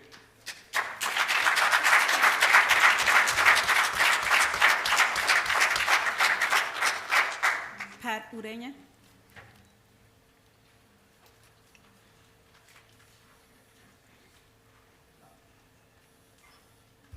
Honorable Mayor, members of the council, Patricia Ureña, Community Services. I think that this item on the agenda really shouldn't be on here. It never should have been on here because from the get-go, we requested that all the commissions meet and talk about what our jobs were and that to be an advisory to this council, to all of you as one unit. We represent the residents of this city, not a group, but the entire city, from the babies all the way to the senior citizens. So I had been requesting this since, and I know I talked to the city clerk many a times. When can we meet so that all the commissioners can identify who we are, what our jobs are, and what are we doing? As a community services commissioner, we were also interviewed. I was interviewed by you, Mr. Legaspi, and I was interviewed by you, Councilmember Nuricumbo, and you guys asked me, why do I want to be on this commission? I said, no, why do you want me on this commission? Because why do you want all of us on the commission? It's hard to sit on any of these commissions here. Mr. Rodriguez talked about El Centro. The only difference between El Centro and Calexico is that you have residents that are working hands-on at all these parks. We're all doing the work. In El Centro, they didn't have to do it. The commissioners didn't have to go out there. They had city staff, appropriate city staff. Here we don't. We only have 4 staff members. So all these things that are coming up, that I have a nonprofit, I don't have a nonprofit under Parks and Recreation because it's not done yet. So I'm not out there looking for money to supplement myself, but to supplement the parks. We are having a community outreach. I hope all of you guys come out so you guys can decide what parks need to be done. If you're not reading our reports from our commission meetings, you get them every month, or you could call any of us and find out what we're doing. All these people that are coming out here to work, I mean, that's great. But you know what? You do something great, and then it burns us as a group. I said, I was asked, what team do you belong to? I said, I don't belong to any team. I work for God, okay? That's who I work for. Now, everybody here, Mr. Eugenio just mentioned that I asked Mr. Eugenio to come on board. I wanted him on my commission, and I still want you on my commission. But you know what? You got it all wrong. When we met for that first meeting with Mr. Gonzalez, we had 3 commissioners that, you know what, I already have a commissioner here, you can't be here. I didn't care what you wanted to do, but we're duplicating services. The commission is supposed to be doing, we're not really supposed to be doing these cleanups. That's not our job. Our job is just to advise you, our parks are depleted, we need to work on them. I've been telling you, we don't have one park that's good for our residents. We have one that's sitting out there dormant because we need to figure out what we're gonna do.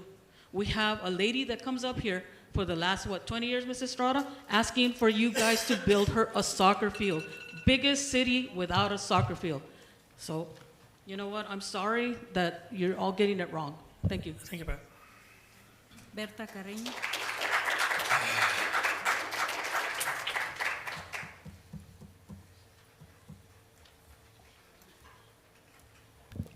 Good evening. I already introduced myself before, so I don't think there is a need to do it again.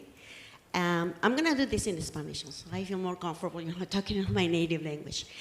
In regards to this item in the agenda, I'm a little bit confused.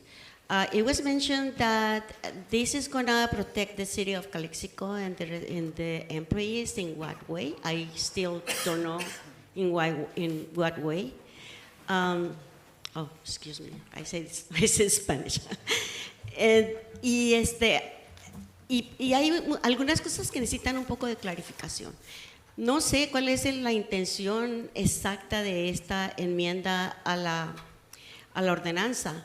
Yo leí toda la ordenanza y pues habíamos seguido una cierta rutina. Sin embargo, ahorita parece que eso se quiere cambiar completamente. Claro que todo es un proceso por el que tiene que pasar y todo, pero en este momento yo siento que todavía necesitamos darle más organización a las comisiones. No hay suficiente. Por ejemplo, yo soy comisionada que no hace nada, y me siento un poquito frustrada porque a mí me gusta trabajar y a mí me gusta trabajar en favor de la comunidad. A mí me gusta ser intermediaria de la comunidad. Sin embargo, mi comisión hace muy poco o casi nada. Ya lo hemos discutido con varios de ustedes y pues ahí está todavía pendiente qué es lo que esta comisión puede hacer. Y no sé siquiera si hay otros comisionados dentro de mi comisión, no los conozco. No sé en qué manera se juntan ustedes para decir, yo tengo estos comisionados, estos son los míos, y que cada persona se encargue de una comisión o de agendar las juntas o de, no sé, no hay estructura. Me siento perdida. Y entonces creo que primero debemos empezar por darle estructura a todo lo que se refiere a los comisionados y dentro de eso puede considerarse otros cambios más, pero es algo que de verdad requiere mucho, very, a lot of thought, You really need to think about how we are doing business right now and how can we use these people that do volunteer work because they want to do things for the community. How can you use them appropriately? How can you use those resources? Those are city resources. Think about that, I don't know what else can we do, maybe we can have some focus groups with the commissioners, and find out what else that they need or how they would like to change the process. But involve the community, involve the commissioners. Thank you very much.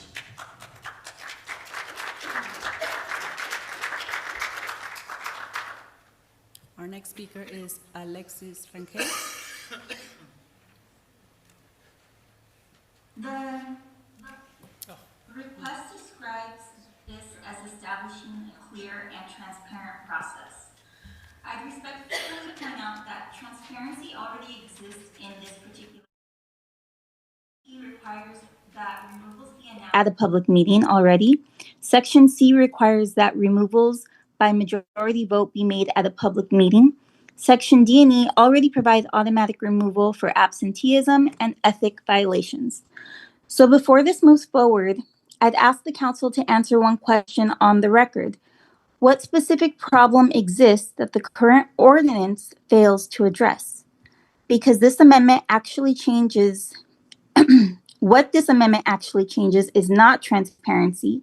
It changes who holds removal power. Under the current code, a commissioner appointed by an individual council member can only be removed by that appointing member. That structure exists for a reason. It protects commissioners from being removed by council members who simply disagree with them, and it protects each of your appointment choices from the other four. This amendment breaks that link. It would allow any council member to place any commissioner, including another member's appointee, on an agenda for removal, with the outcome decided by whoever holds 3 votes. Let's call this what it is. This is a power move by the majority to control who sits on our commissions and to silence the commissioners who don't fall in line, who ask uncomfortable questions, or who publicly critique how this council governs. Nothing in this request identifies a single problem the current code fails to solve, because the problem it's designed to solve isn't in the code.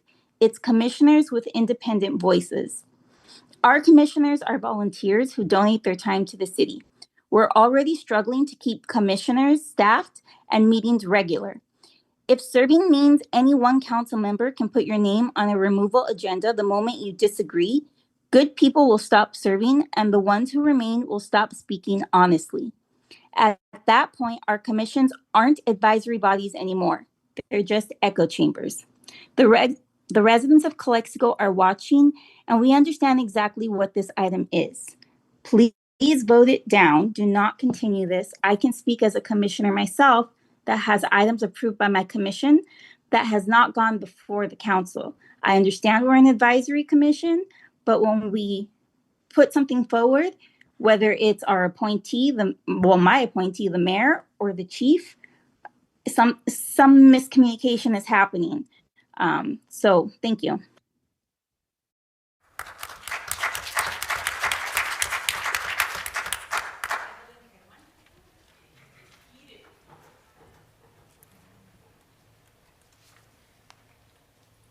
Izzy, can you hear me now? So, where should I begin? Good evening, you guys. Let's see. I came here on July 1st talking about the parks, and I see that now you guys are actually trying to pay attention to it. I still don't understand now what agenda you guys are trying to come up with to see what parks you guys want to go ahead and fix. You guys state that you guys want prosperity, that you want this, that you want that, but then again, you are literally dividing us instead of uniting us. I could just literally tell you, I am a transient. I do not have a home. I literally walk around here. We're talking about item number 14. I don't care, I'll talk what I want. No, you can't. It's agenda item number 14. Those are the rules. Well, I put 13. So you don't want to hear it? It's okay, I'll just say it real quick. The other day you want to sit there and say that you guys want to say that you guys want to protect us as citizens. I literally had somebody pull out a machete on me. I don't consider myself a ma'am, Mayor. I said ma'am. I didn't say man. I said ma'am. Ma'am. I don't consider myself a ma'am. Okay, I apologize. We're on item number 14, okay? Well, let's say it's just a paragraph for you guys. Remember, you guys work for us. When voting comes around in an election, thank you very much. We'll make sure that you guys will get out. Thank you. Our last comments was received via email from Mr. David Saunders, and I provided a copy to you all. No more public comments. Okay. Though there will be no council discussion, if council wants to hear this item, need to set a date for when this item would be brought up back for council discussion. So I'm going to make the first motion to approve item number 14. And do I have a second? I second. Okay. Motion for approval was made by me, second by Councilmember Diana Marquez. Madam Clerk, roll call, please. Mayor Legaspi. Yes. Mayor Pro Tem Calderon. Yes. Councilmember Marquez. Yes. Councilmember Thailenda. No. Councilmember Noricumbo. No. Motion passes. Thank you. I won't, no date will be set on the 60th. Whenever I know that the city attorney is a little busy, so if you can do it either on the second September meeting or whenever you can afterwards. Okay. Yeah, thank you, Mayor. We'll discuss that internally and either provide a progress report in September. Thank you. Okay. So at this time, I'm going to go ahead and we're going to item number 15. So at this point, I'm going to go ahead and recuse myself.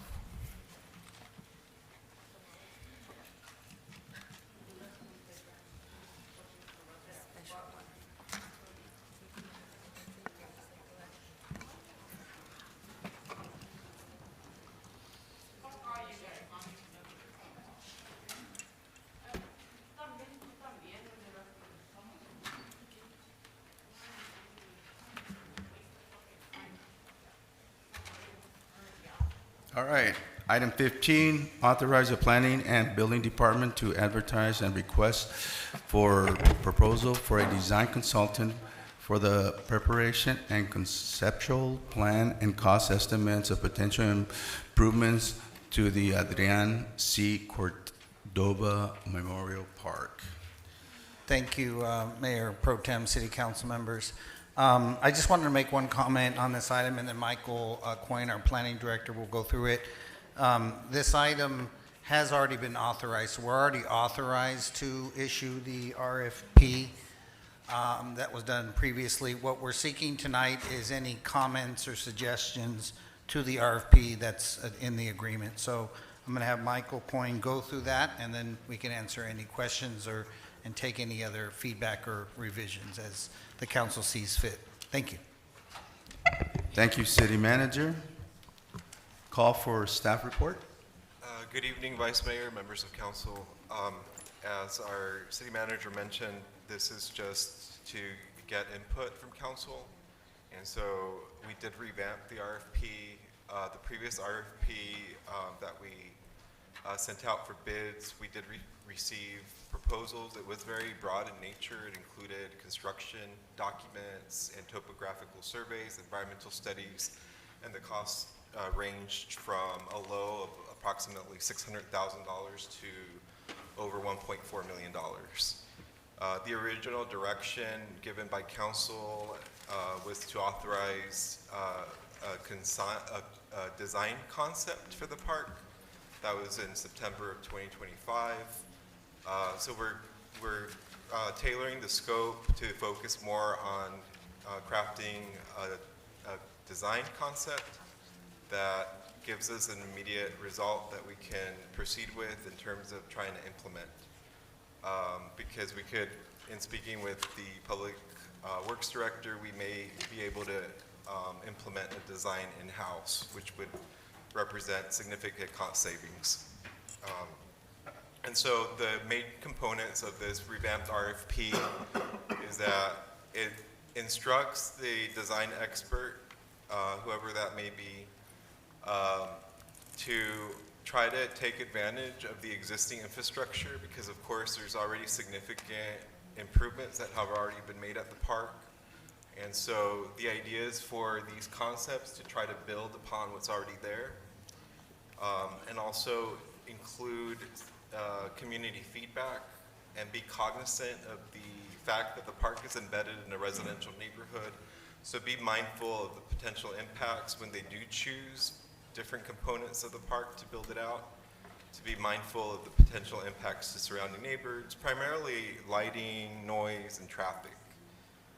So that when we do come up with the concept, they do select components that are respectful of the neighborhood context. So it also instructs the design expert to try to balance uses with passive and active uses, and also when choosing park improvements to make sure that they're practical to implement and that they're not costly to maintain, because of course we have limited resources. Another element of the RFP instructions is that they look at making sure that the concepts are feasible. That way we could proceed quickly with implementing a phase so that there's no delay in trying to provide a solution to the community that they've been seeking in terms of making improvements to this park. I'm welcome to answer any questions that you may have. about specifics within the RFP, but that's the gist of it. Thank you. Any questions for Mr.? Oh, we got to go to public comments. Jesus Solano.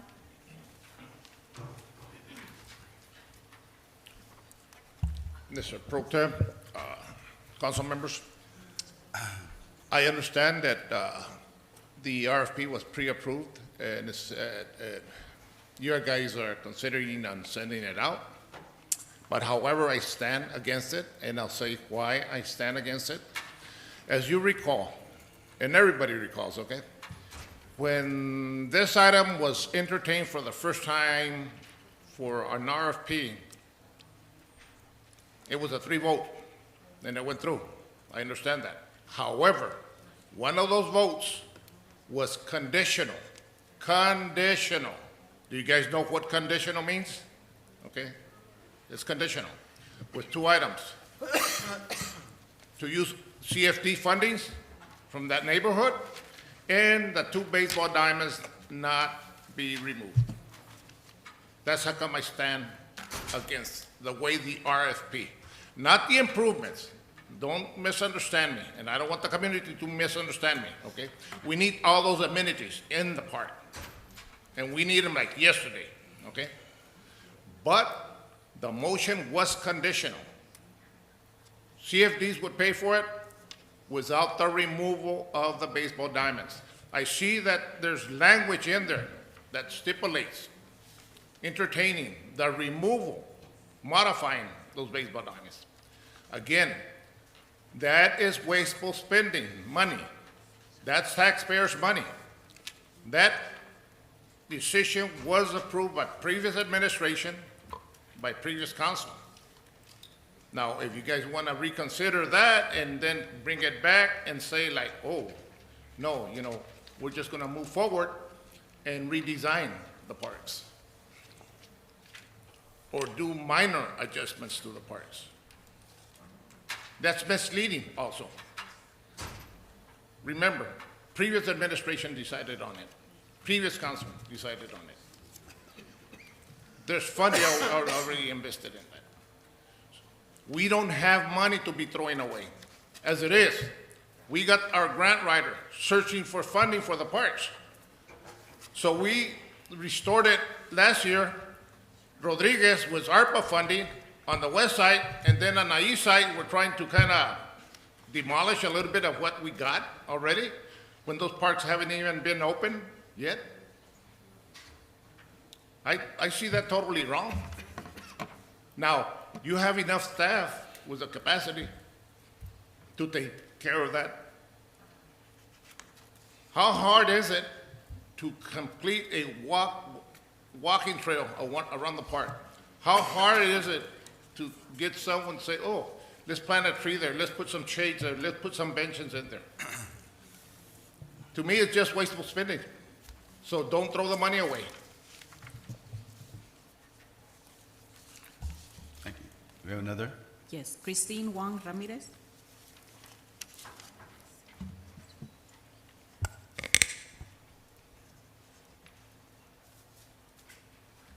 Here we go again, Cordova Park again. Okay.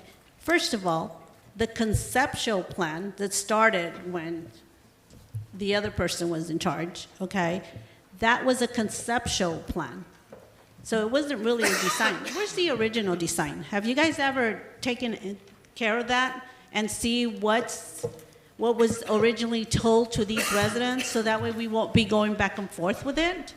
You know, if we have a design that's going to benefit the community and that's kind of sort of what they paid for, then go ahead and do it. But other than that, you know, stop wasting just time and money on you guys being up here over and over again. Stop paying attention to people that are saying that it's conceptual plans, design, whatever. You guys need to look and see what was originally supposed to be done. And then do it. I mean, there's nothing wrong with saying, you know what, we did it wrong then, let's correct it, and okay. So I know we don't have the money, but you know what, you gotta make the wrong right, you know, and it's about time. instead of just bringing it over and over again and having these residents come over and over again and just talk about the same thing. It's getting kind of ridiculous, you know, that we don't even know what it's going to look like. Okay? A lot of the things that are there can be moved to other fields, if that's the case. If Rodriguez needs a backstop, if Rodriguez needs lighting, if Rodriguez needs whatever, that can be moved over there. It's not going to go to waste. It could be done in-house. So it's like, what's the problem? That you guys always seem to be bringing up the same thing. You guys need to move on and get better things done for the city. Bring in income. Because otherwise, you know, our finance director moves money here and there, but you guys need to look at that. And thank you for paying attention to me, Lancho, because you always ignore me anyways. Thank you. That's the kind of person that you are.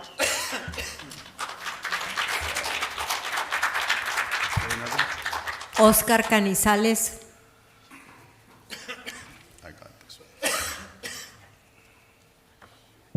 Buenas tardes, miembros.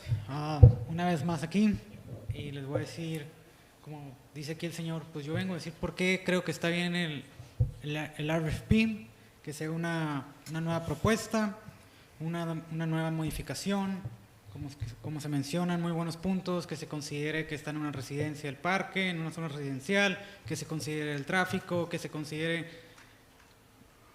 toda la renovación y lo que se pueda reusar. 3, no sé en qué ciudad pasa por la mente poner 3 diamantes en un parque residencial. Eso no tiene sentido, a menos que sea para una liga, para uso privado, en el cual la liga la va a estar manteniendo, va a estar pagando y desconsiderando a los residentes. Creo que la decisión que está tomando es la decisión correcta. Aplaudo por eso. Muchas gracias por el tiempo que nos han dado. Y vamos a seguir viniendo las veces que sean necesarias, porque eso que está ahí no es para nosotros, es para nuestros hijos y para lo que viene en el futuro.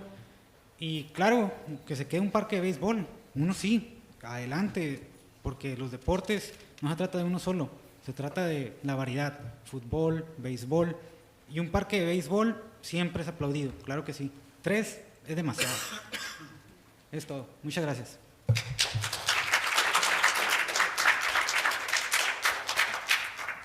María Canizales.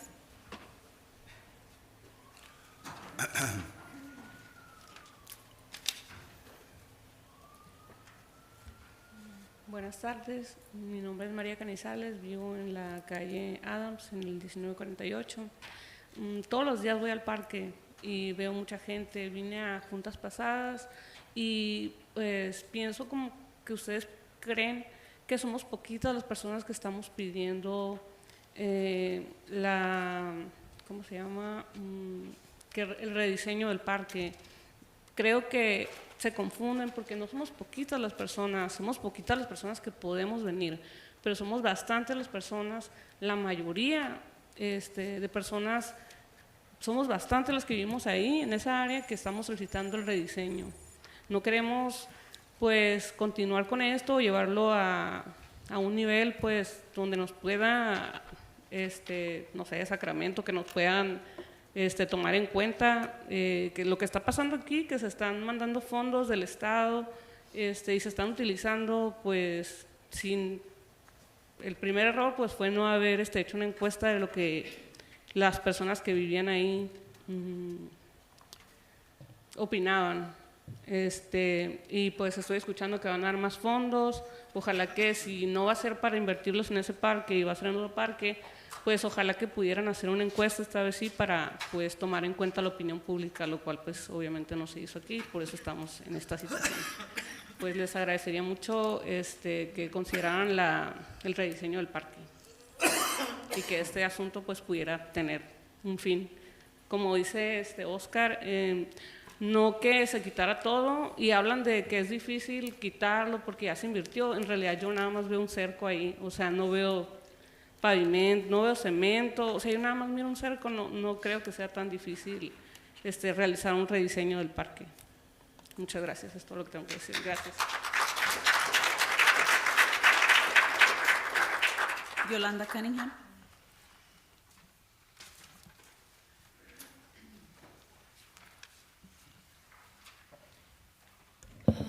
Buenas noches.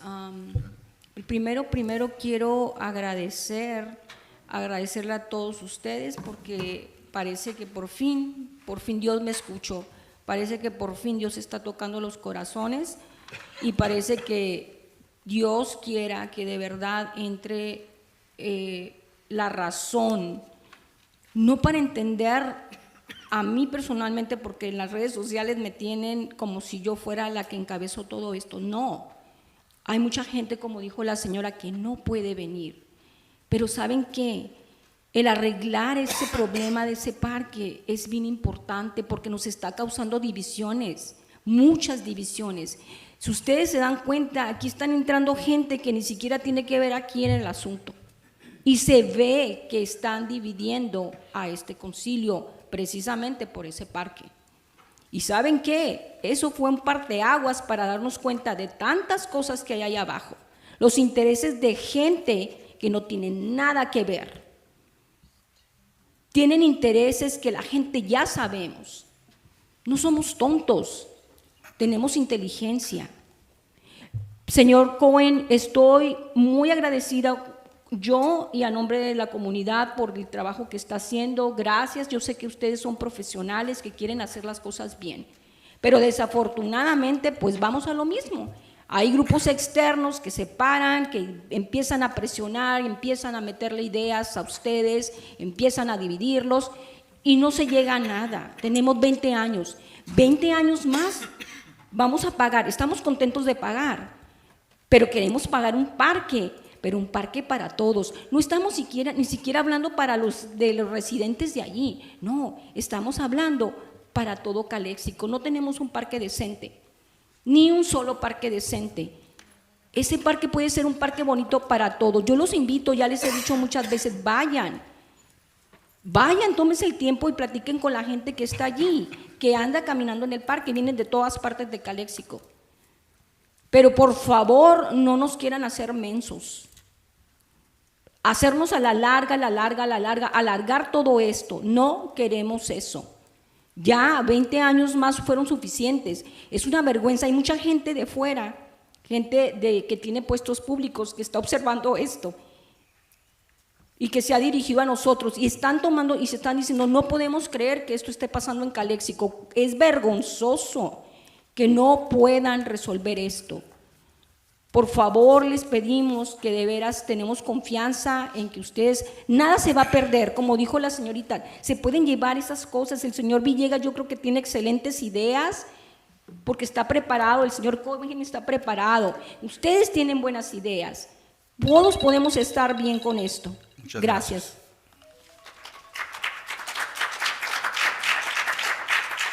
No more comments. No more? Run. Okay. Council discussion. Councilman or Councilwoman Naricumbo.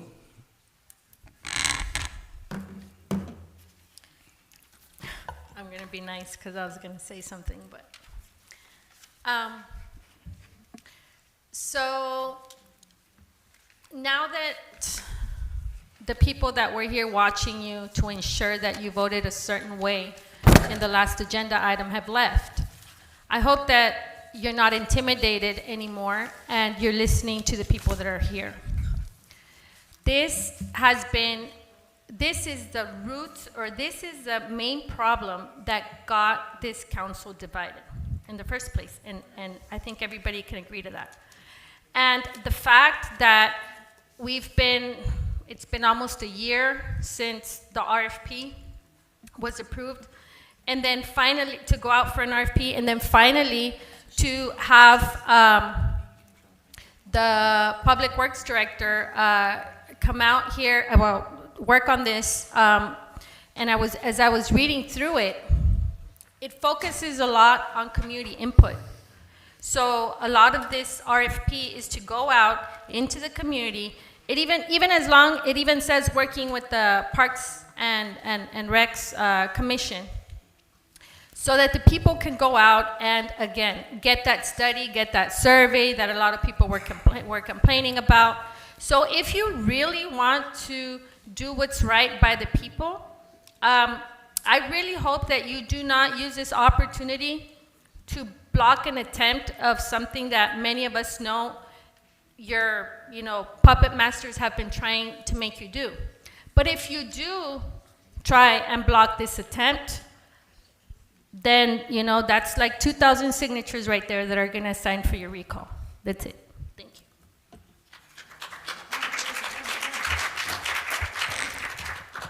Councilwoman Thailanda?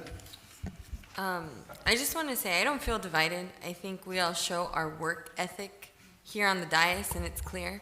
With that said, is this supposed to be an approval? Because I was under the impression that it's just being presented, correct? It's just to provide input. So Yeah, there's this no is vote, no there's no action, action. correct? Okay.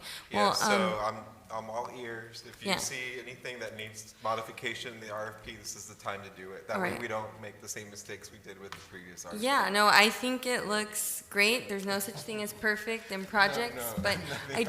I do have a question, and I'm just because of so throughout the document it says bid in certain sections. Is that just a typo? Because then it says RFP in the staff report, but throughout the document it says like bid number, bid this, bid that. So is that a typo? No, it's meant to be a bid. Okay. It'll be a sealed bid. Okay, all right. Then that's all. No, everything looks great. Thank you. Councilwoman Marcus? So my concern was in the wording where it says to repurpose 2 existing baseball fields. I thought that we were going out to see what the redesign would be according to what the citizens want. And right here, you're already saying that we're removing 2 of the existing fields. So that shouldn't be there because we haven't really done any outreach yet and we haven't heard from the citizens on what it is that they want. You are already here. You know. Yes, ma'am. You know. You are lying. What? I'm sorry. We need to consider everyone's input. Consider who? All the citizens from Calexico. No, I'm sorry. We are paying the taxes for that park. You know What? that. You know what? Hold on. You can't be yelling from I know, the... sir. I know. But Okay. you know what, This is your first warning, Ms. Cunningham. Okay, sir. But you know what? This is. Thank you, Ms. Cunningham. The next thing says water feature. And then the third thing on there was fitness facilities. So what does that entail when it says fitness facilities? Those are the units like we have at Nosotros Park where people can work out. That's a carryover from the other RFP, but we can certainly remove it if you guys, these are just ideas. So, for example, the potential of up to 2 fields, to look at that. It doesn't mean that that'll be the outcome based on public input. Yeah, because I want to make, one of the things is if we're going to be doing public outreach, just like I was reminded today, I represent 40,000 residents, correct? So then we need to make sure that everybody has a say and a voice.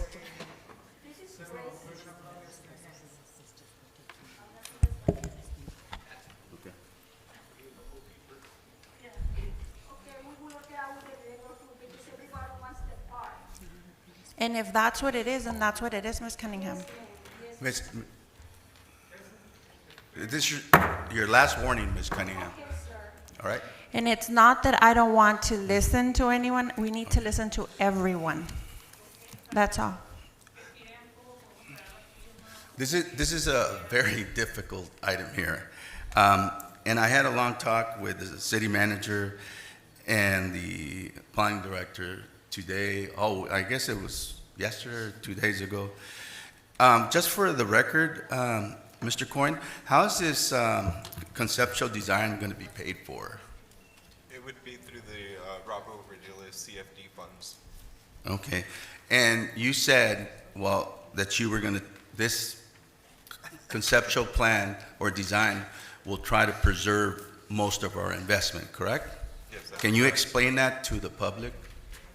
Yeah, so what's existing, we already have existing, we have a playground, parking facility, we have a soccer field, we have flat work, including walkways, we have the 3 fields, we have the associated infrastructure, including lighting, electrical conduit, irrigation systems already in place. So the idea is to try to use that infrastructure when they're developing the concept, so that it doesn't go to waste what's already been built.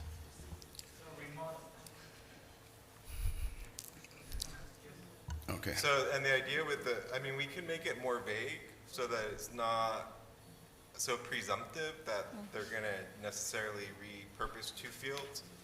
We could just keep it more vague and say, look at repurposing fields and not even have a number. So in layman's terms, piggyback what's already there. So we could have something that speaks to that in the RFP rather than being so prescriptive. So how can you do that?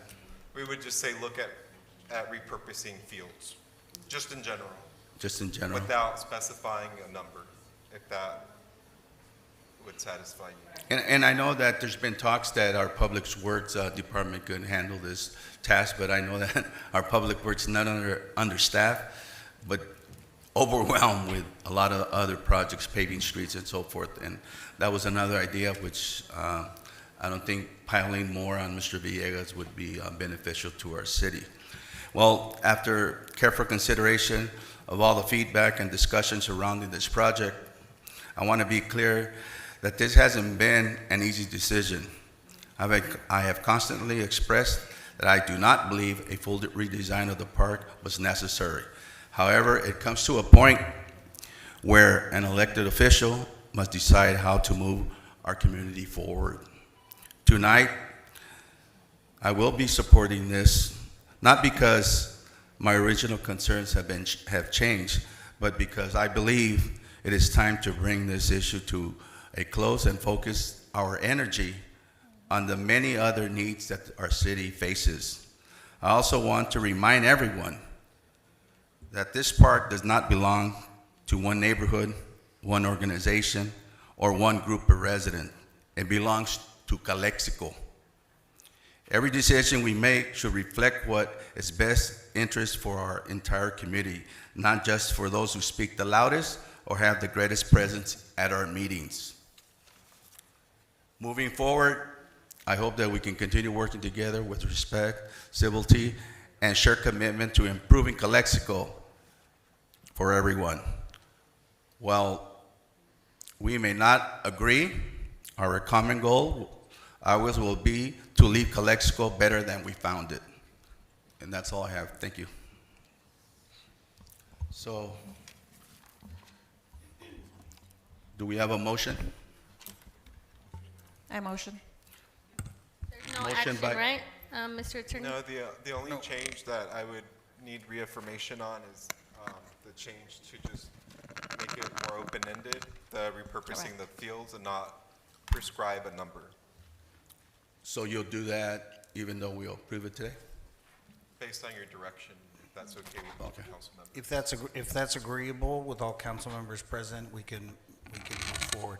I don't know, does anyone else have If you any can, questions? I mean, if you could just let us know if we have to vote on anything, or if it's good to No, go, then just go we can forward? out. Yeah, there's no action. Okay. So Well, that's the one I change, would, that's the one change I'll make. then. I withdraw that. yes.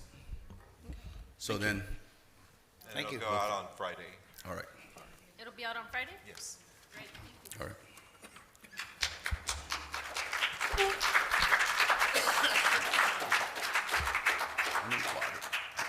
Thank you for being the bigger person.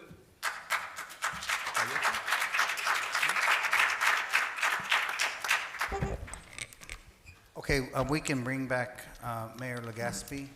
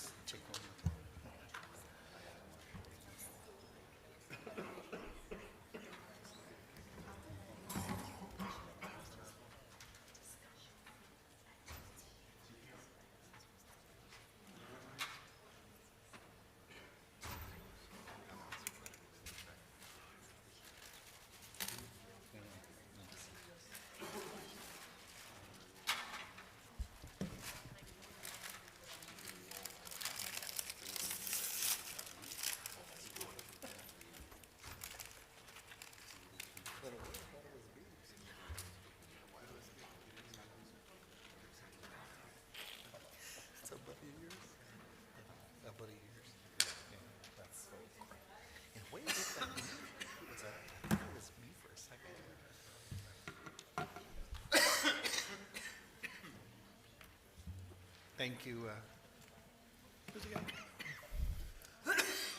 Thank you, Mayor. We're on item 17.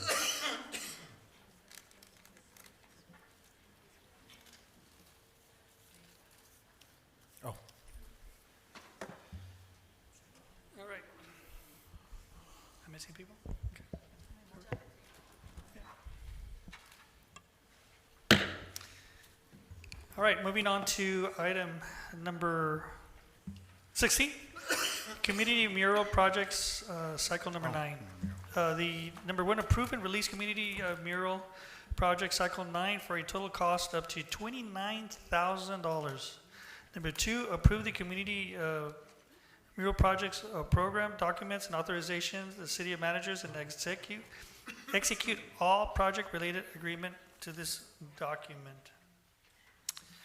So do I have staff report?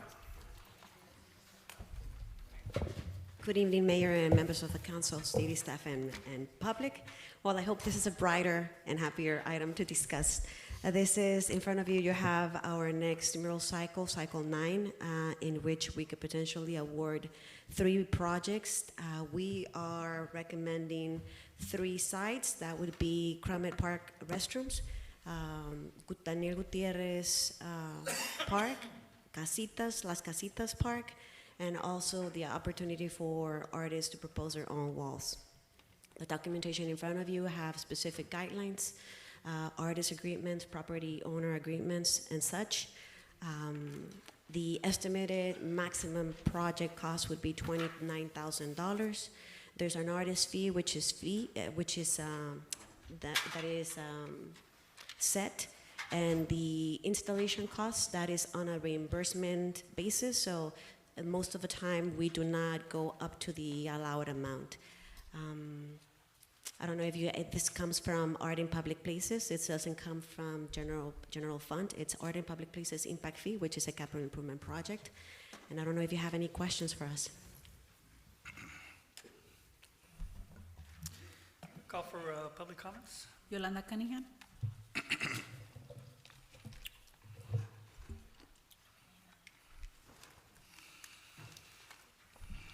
Disculpen otra vez, ¿verdad? Pero lo que pasa es que hay muchas cosas importantes que se están hablando.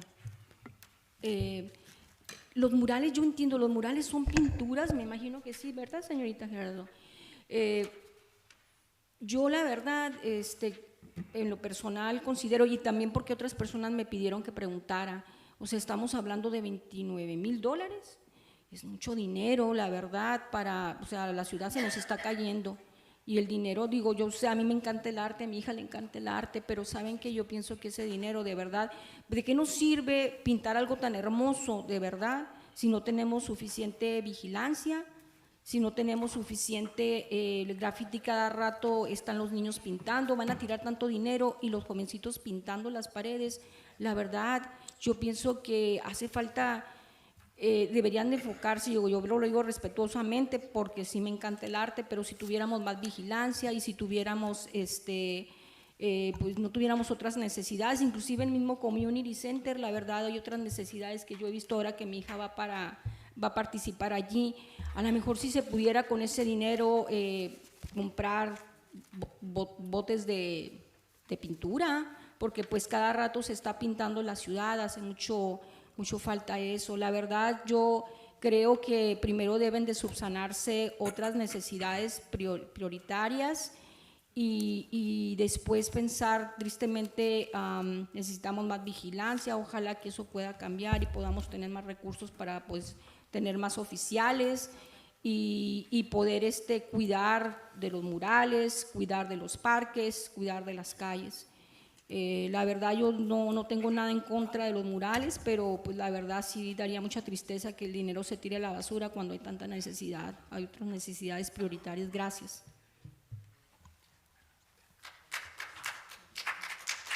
No more comments. No more comments. Okay. You know, I don't have the backup. I got item 14, 15, and it jumps to 17. Unless I'm missing it somewhere. The backup?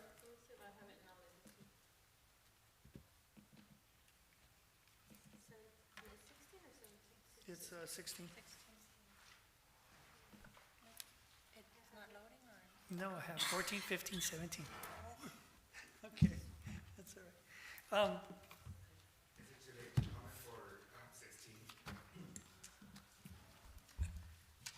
Well, we're going to council discussion right now, yeah. It's a blight.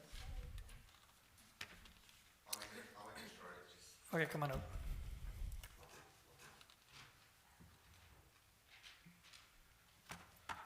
Good evening. My name is Sergio Ojeda. I am currently an El Centro resident, but I grew up in Calexico and in Mexicali. I am an artist, and I just come to express my excitement for this mural program that is coming up. Thank you so much for making this happen. I know it's the 9th one already, and I just wanted to share that I have been organizing with local artists from both sides of the border. I was recently invited to the California Arts Council town hall in which they were talking about the creative economy and the impact that it'll have across the state of California. And I just have been very excited about the wave of enthusiasm that there is from the state to support the industry when it comes to the arts. What we've been doing is sharing those resources with the community, sharing it with local artists, and I come here to just express my intent of wanting to serve as a resource to all of you here to bridge any communication or the needs and wants of the artist community in Imperial Valley and in Mexicali. So I was just here to express that excitement and to reach out to you in the sense that I would like to speak further about these fun projects that are coming, what we've been organizing together, and just share resources that might be beneficial to the city when it comes to anything related to the arts. So thank you for your time. Thank you. Call for council comments. Councilmember Lucumbo. I have some questions. You said it's Casitas Park, Daniel Gutierrez, and which was the other one? Kramet Park. Kramet Park. Okay. All right. So I had a question on how they were selected. It's based on the location and what it's used for, how many people attend to those places, also how much is graffitied as well. Kramet Park, Public Works goes and paint it, and probably within a week it's already tagged. And what we have found is that it deters tagging when it's a mural. Usually taggers tend to respect art. Right. And sorry to interrupt you, but that was my point. So we have Kramet Park, and then we have Daniel Gutierrez, who I don't know where you would put it on the trailer because there's no other wall. And then Casitas Park, there's nothing there last time I went. Why didn't you guys consider Nosotros Park? Because Nosotros Park has a really long line, that is always getting tagged. And we really want to get that park fixed, especially because it's next to, the New River walkway, and we need to also look at the west side and beautify that area. So why wasn't Nosotros Park? When you mentioned graffiti, that was exactly my point. They're painting over graffiti every week. There's no other park tagged as much as Nosotros Park, and a lot of us know that art many times deters, taggers from tagging. Not always, but most of the time. So why wasn't Nosotros Park considered? It actually was considered. So what we thought that we would be waiting, because they're going to be installing new lighting. Right now it's too dark.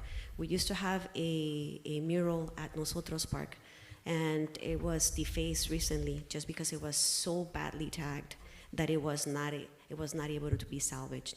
So it would probably be on the next cycle as long as we have the lighting installed so that it's better protected. Right now it's too dark in there, so if we installed a mural, it will probably be tagged, because it was tagged the last one. The last one was tagged, and it had to be defaced already.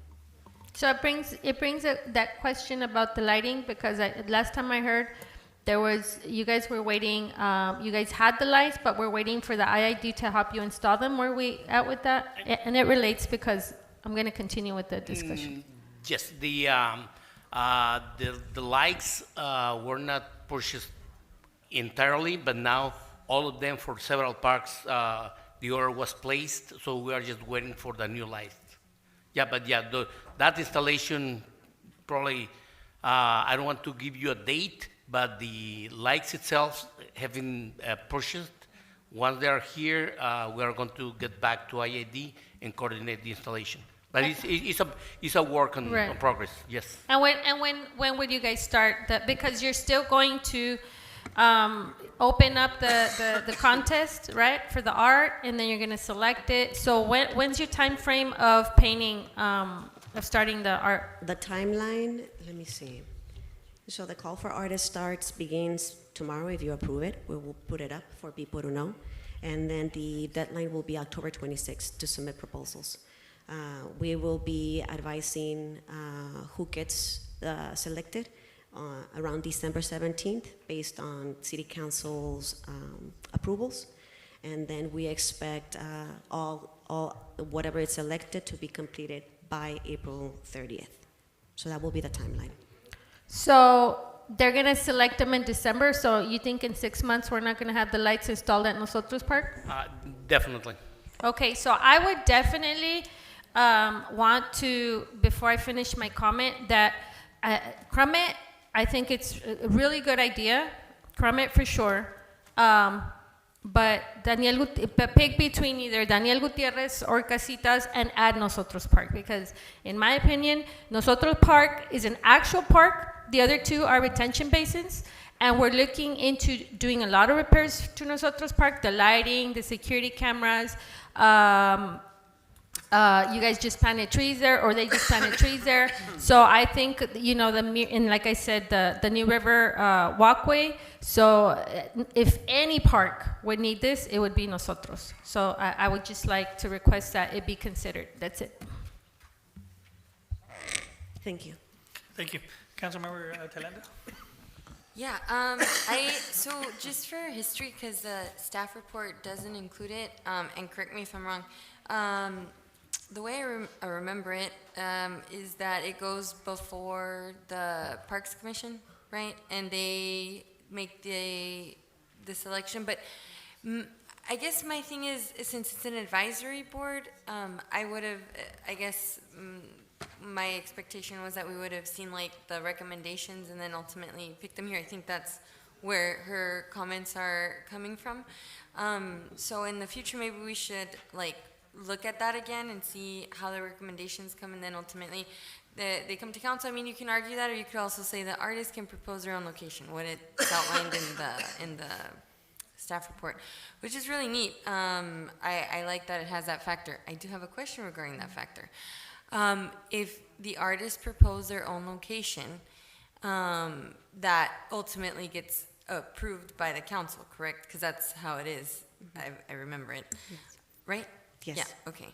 And so, but the locations, because I didn't see the definition, and it's a lot of reading on I here, know. so It's a lot it of might documents. be in there, but I didn't see what it entails, the location. Like, can it be anywhere if they get approval, or what? Because I didn't see that. There's some restricted zonings, and we add a map with the zoning so that they know where they can be located. Okay, yeah, because I didn't see that here. Maybe it's because, like I said, it's a lot of pages.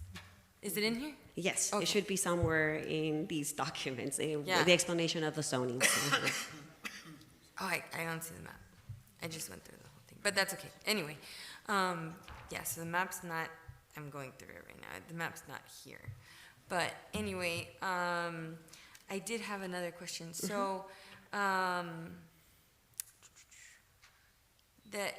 because we had an individual come up for the comment. I know in the past it's been collaborated with many different artists. Anyone, it's open to anyone, right? Correct. Okay, awesome. All right, that's all I had to add, kind of to give the history of how it gets up here to the council. Yes, so usually we have an ad hoc committee also for the Community Services Commission that overlooks arts and culture. So we get together, we plan, we talk about locations and whatnot, then we provide a recommendation to the commission. The commission then provides recommendations, modifications, if so, and then after they approve it, which was done in our last meeting, then it's presented to the council for discussion and potential action item. Okay, yeah. Okay, thank you, yeah. So, You're very welcome. So, just like she stated, it's a recommendation, so, you know, we could always, at this time, move it Yes, around. it's only a add to recommendation it, for you guys. Remove the, you know, if there's another project site you want to add, now would be the time to Correct. request We could it. So remove just- locations. Yeah, so if you wanted to include Nosotros Park, now would be the time in your motion. All right, that's all I have to add. Thank you. You're very welcome. Councilmember Marquez? So my question is in regards to the funding. Where is this money coming from? It's art in public places. It's a impact fee. So this is considered it's considered a capital improvement project. So it's not general fund. And it cannot be relocated to anything else? It's only for art in public places. Okay. Correct. And so I have the same question in regards to how the parks were picked. Kremet, I understand there's a big need, but I too as well see Nosotros as being one that really needs help. Not only the installations for the restroom, but also the wall that's against the houses there. So I would just make that observation that maybe to consider eliminating the last two and doing the whole restroom and whatever is possible to do at the wall as well. In regards to also the fees, I know that this is more like a application and people need to submit their samples, but just as future reference, I know that we are paying stipends for the work of these artists. Also considering the work of young children and maybe our high school students. As a whole, a class could actually collaborate and some of those fees would be able to come down and maybe not so much save on those, but then we would have more places to actually have this art displayed. So our buck would go for longer. If we had, I'm not saying don't pay anything, obviously, art should be paid for, but considering maybe also students, high school classes. I know one of the murals in Calexico was done by one of the teachers at the high school level. So maybe if they could work as a group, that's something that also brings pride to our youth. And that's all that I have. Thank you. Absolutely. Thank you, Councilmember Marquez. Norma, as always, good job on everything that you're putting together. Thank you, Mayor. That's, I do concur with the three council members. I did note down the high school before anyone mentioned that. I think we have so much talent. I know that they have the art instructor that participated at one Mr. point. Schiffer? Yes, Mr. Schiffer. Right, and I'm sure he's got students, senior students that can probably do a good job. And I don't, you know what? I don't think they would really care for that much of a pay just for them, them signing that wall, that art. Years coming down, they're gonna let their children or grandchildren know, hey, in 2026, I did this artwork over here. It's a sense of pride. And I do concur in reference to all the work that our volunteers have been doing at the Nosotros Park. One of the things I wanted to ask, the security cameras. I know that we need lights at Nosotros, but we also need security cameras. Any idea about the security cameras, or are we still going through? I'm still waiting for a determination if we can use those funds. That, For the camera. do you want to explain that, Mr.? Is this The ARPA funds? Yeah. Yeah. I think what he's saying is that will be partially or fully funded by ARPA, so we're still working on that issue.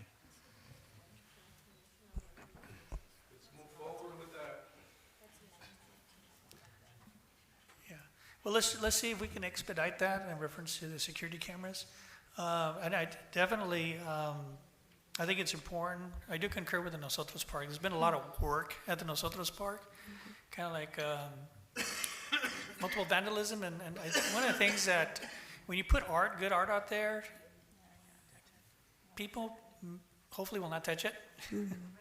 But, yeah, I'm all for it as long as we put the Nosotros Park in there. And Mayor, if I may, just to touch base on minors or high school students, if you guys would like, I can prepare something separate from the cycles, from the mural cycles, and do something in collaboration with the high school if they're interested.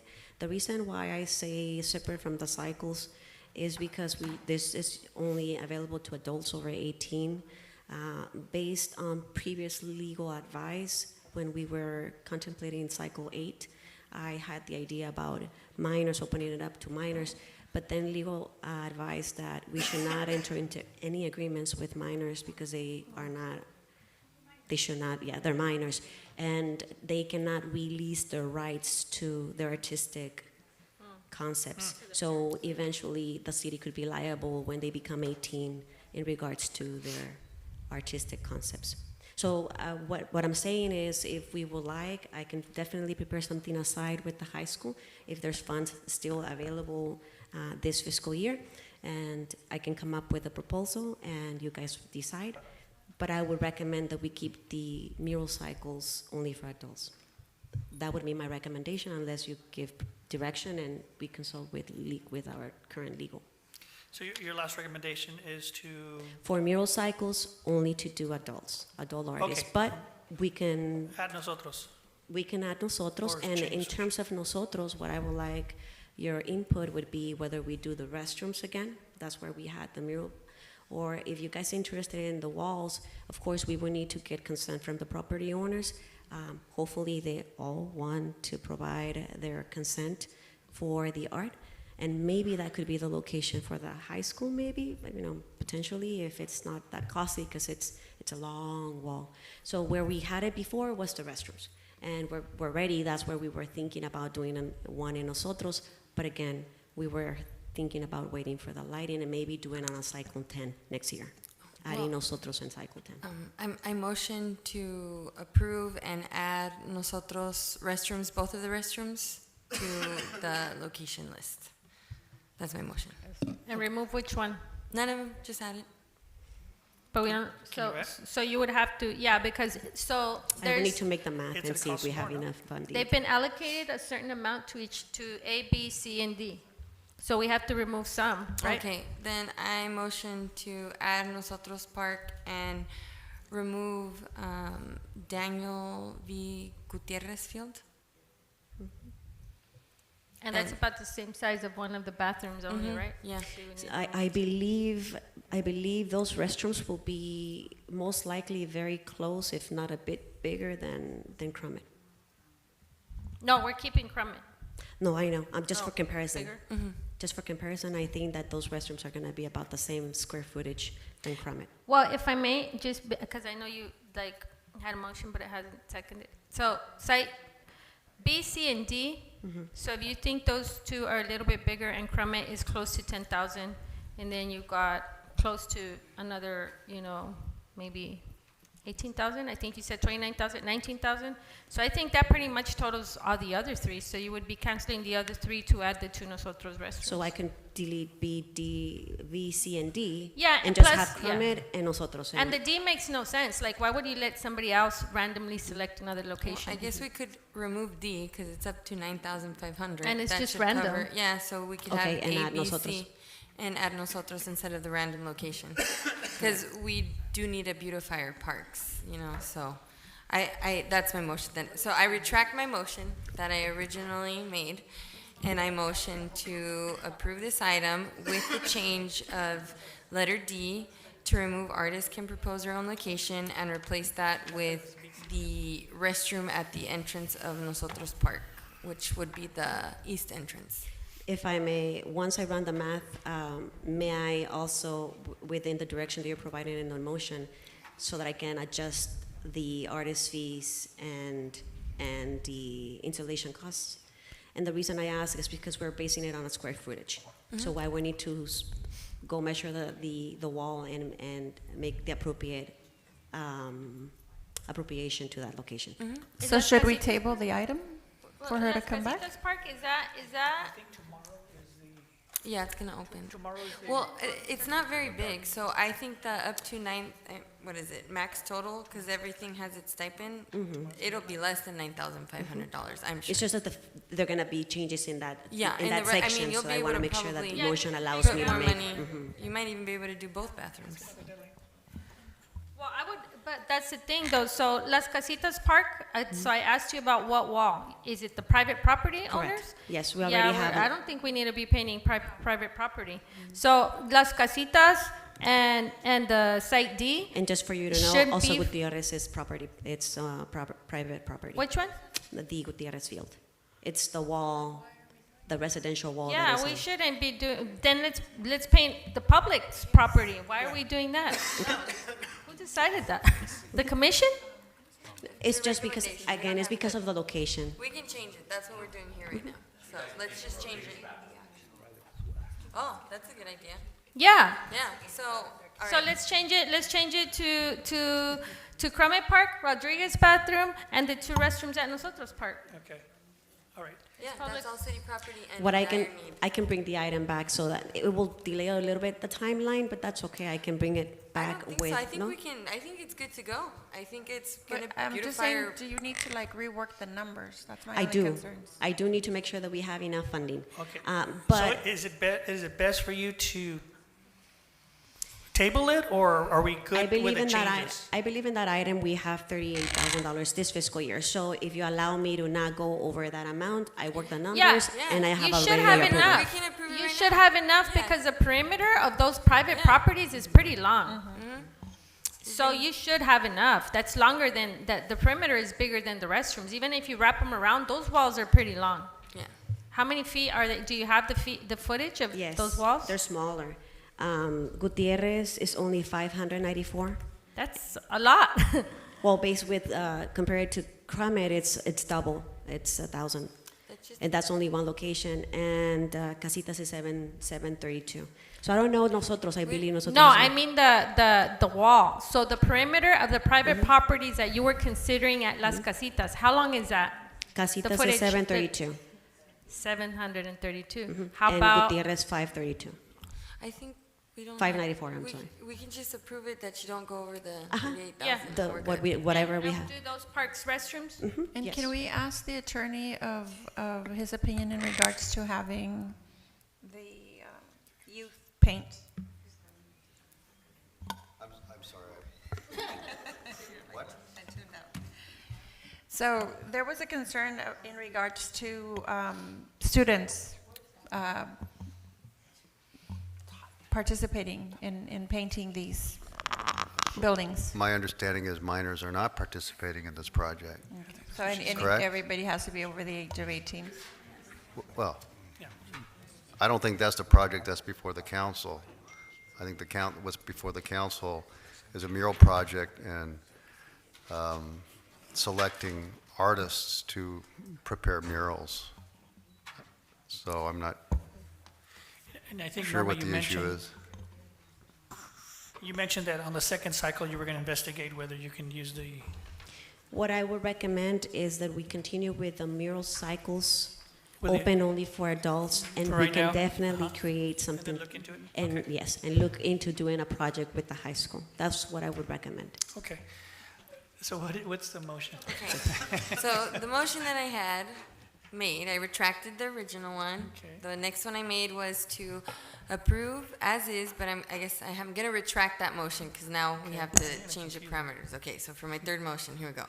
I motion to approve this item, removing C and D and replacing it with the restrooms at Nosotros Park and up to allowing the community service manager to spend up to $38,000. 29. 29, sorry. 38 is what is allocated this year. $38,000. I was right. No, you say yes. You all say, vote yes now. Any clarification? Yeah. So are we keeping Gutierrez? No. No. No. Because it was supposed to be private property that they were recommending the paint. So that one's B as well. Oh. So it would be B, C, and D. Okay, never mind. Fourth motion. I retract my third motion. Fourth.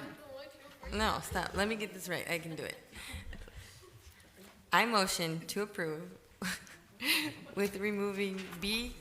What's after B? Just kidding. C, D, and adding Nosotros Park. Were we going to do Restrooms. Rodriguez Park too? Yes. And Rodriguez Park. Restrooms. Restrooms. And allowing the community service manager to spend up to $38,000. 38. 38. Oh, She said it's 38. that's what we have in the fiscal year. I don't think we're gonna need it all, but just so that we can cover and make sure. Yes, so she So that I don't doesn't have to need- come back and ask for permission. Yeah, so she can get it done. Let's get it done. Yes. So I that's my won't motion. spend it all, yes, once I do the math. Don't make me motion again. Okay, I second that motion. Okay. Okay. Up to Now they're gonna make a Mo- video about me. Motion was made by by Lisa Talenda. The second was made by Nurukumbo. Just look at the video and what the motion is about. City Clerk, Mayor Legaspi, yes. Mayor Pro Tem Calderon is absent, Councilmember Marquez. Yes. Councilmember Thalinda, Yes. Councilmember Noricumbo. Yes. Motion passes. Thank you.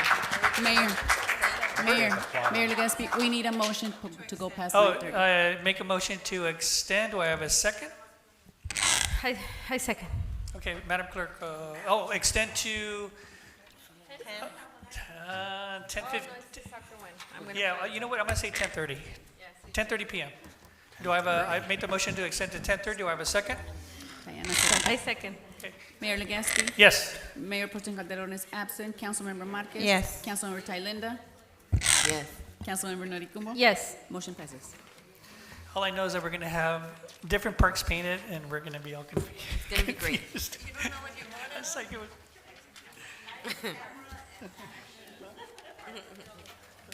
I know, just listen to the video. Recording. Thank you. All right. I'm gonna have a video made about me. Okay, I'll make so it for you.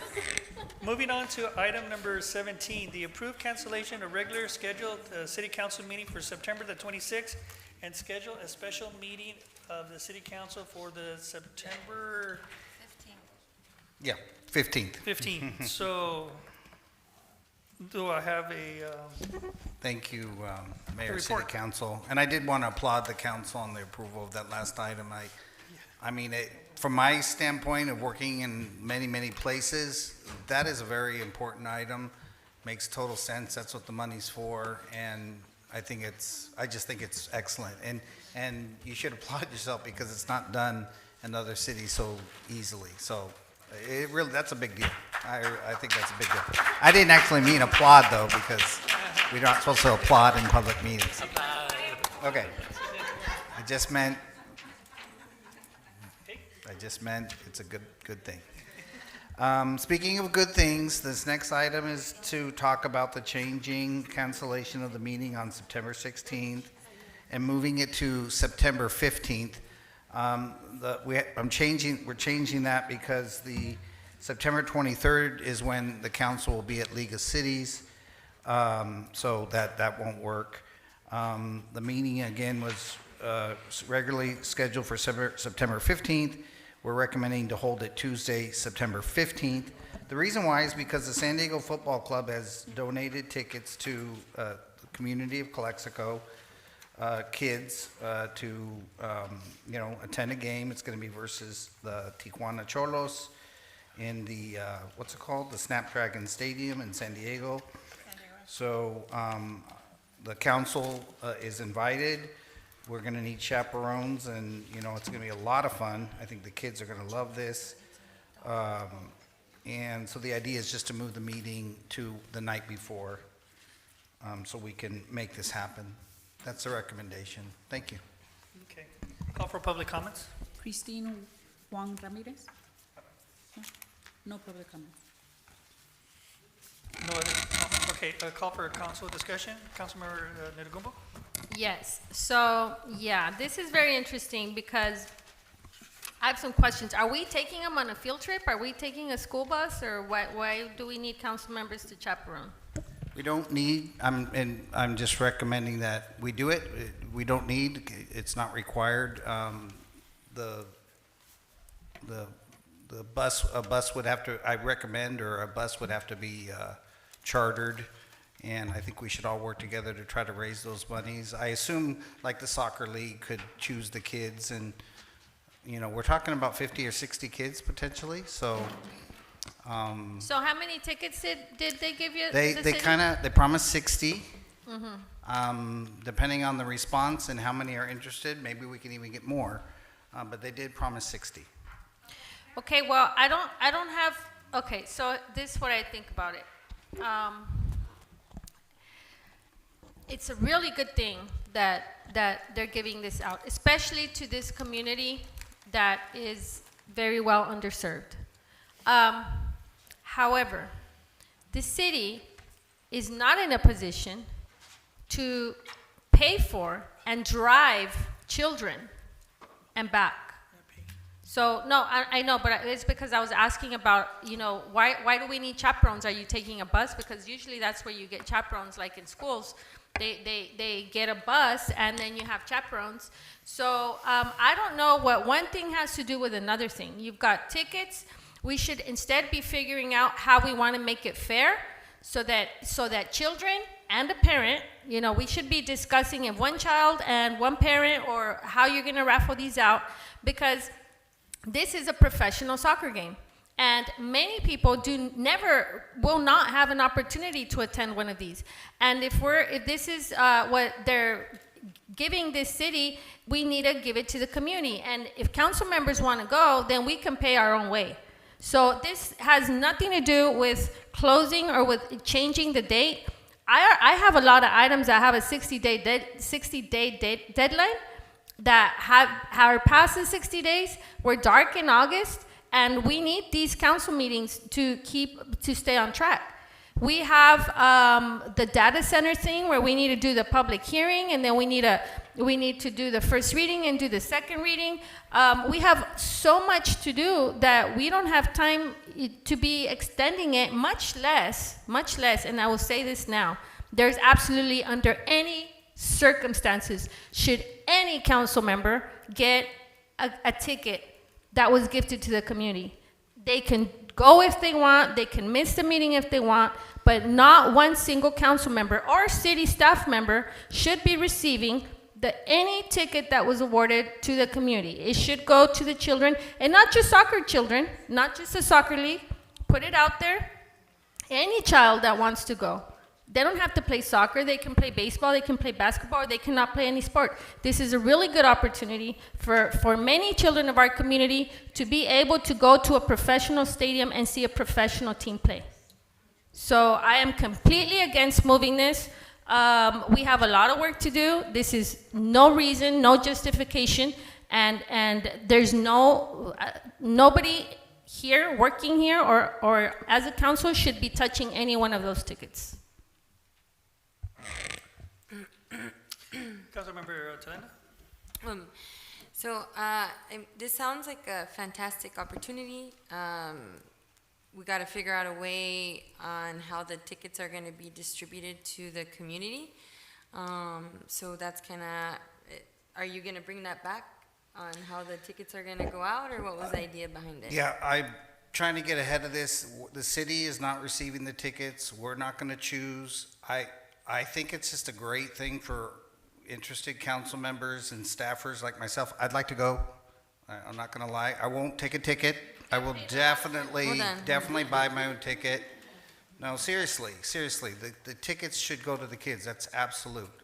But that's not what this item is about. It's just to clear the way for those of us that want to go to this event to do it. We'll have the meeting the night before instead, so we won't miss business. Days, right? So that's all it is. We got to iron out details, but all the tickets should go to the kids. If adults want to go, parents, chaperones, that they should buy their own ticket. We'll find a way. We can, if a family can't afford and they want to go with their children, we'll find a way. We're not you know, Well, I'm not, right. I'm not in charge of the event. Yeah, who's in charge? How does this It- come about? Because it doesn't say any of that. Yeah, So what's the background? The football club called and donated the tickets. We've spoken to them, and they said, hey, Calexico, come out, and this is kind of like an opener. They want to do more things. They want to sponsor doing fields in our city or, you know, other community activities, so. So, but wait, then how are, because you said that we're not in charge of distributing the tickets, so then how is that going to happen? I haven't gotten to that point. Oh, okay. I just wanted to put this item on in case we wanted to pave the way so that we can actually go to the event. And when I say we, I mean interested council members, staffers, and Yeah, I understand. Okay, Yeah. yeah, like I said, it sounds fantastic opportunity. I do have a couple concerns because we do have a lot of really important city business, and I was doing my council math, my agenda item math, and the agenda item per the memo for the ban on data centers is set for the 2nd of September for the first reading. So that would mean the second reading would happen on the 16th of September. And in order to have the second reading for that ordinance to ban the data centers, it has to be at a regularly scheduled meeting, correct, Mitch? It can't be at a special meeting? I don't know that That's what I'm asking. Can you don't? Okay. So that's my concern, because I believe that it has to be at a regularly scheduled meeting for the second reading. Anybody know that at the top of their head? You know, no? Okay, so I would have to look into yeah, we'd have to look that up. So that's my concern, that if we skip the 16th, we wouldn't have the second reading on the ban for the data centers, which leaves the city exposed to anyone submitting an application. So the next regularly scheduled meeting after the 16th of September would take us all the way up to October 7th. And so that delays it, you know, by a significant amount of time, one. And two, once an ordinance is approved, it takes 30 days to go into effect. So that's a huge delay of time if we do decide to postpone that meeting. It's a very important meeting for me, in my opinion, and for the community.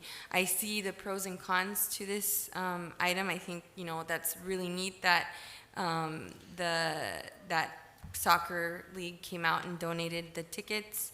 I personally would not be attending because I would like to have the meeting on the 16th specifically for that item on the ban of data centers. It leaves us exposed, and then it jumps, because we don't have that information apparently, that we don't know if it can be at a regular, if it has to be at a regularly scheduled meeting, which would put us to October 7th, and if it can be at a special meeting, then we can have it the day before. So I think that maybe we should table this item and come back on a special meeting and get that information so we can make a choice. But I think for me, it's really important to know if we can have it at a special meeting or have it at a regular meeting. Because if it can be at the special meeting, great, no problem, cancel the meeting, and have it the day before.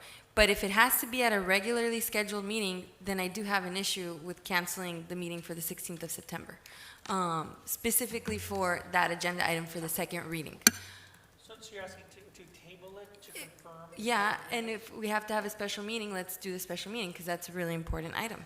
And everybody's been waiting for it. And then I guess we don't have the right, is it the 23rd or the 15th that you're asking for? Are we losing days? So, yeah, would that, lose I days. guess that's a Moving question. From the 23rd to the 15th. Where do you get the 15th from? Well, he said 15th. Yeah, so the regular meeting is scheduled for the 16th of September. And the special meeting would be on the 23rd. So, not on the 15th. oh, Because here it says League the- of Cities here is the it says 23rd. the 23rd. On the Yeah. agenda item, I'm looking at the agenda item. Yeah. It says the 23rd, so. Yeah, we found out the League of Cities is on the 23rd, so. Okay, well, there was no change to anywhere, to the agenda, to this, to nowhere in writing. So we're just changing the date now, right now, or what? So just clarify that part. Yes, the 23rd is the League of Cities, so we're recommending it be the 15th instead of the 16th. To change the council meeting to the 15th. Instead of the 16th. I have no problem with that. If it's one day before, I have no problem with that. We're not losing any. Yeah, my concern is not losing dates, and those tickets are, and the tickets. It's not, we should not be getting any of those tickets. That's my thing. Seriously, I mean, if you said they're being given to the city, or are they, now clarify this.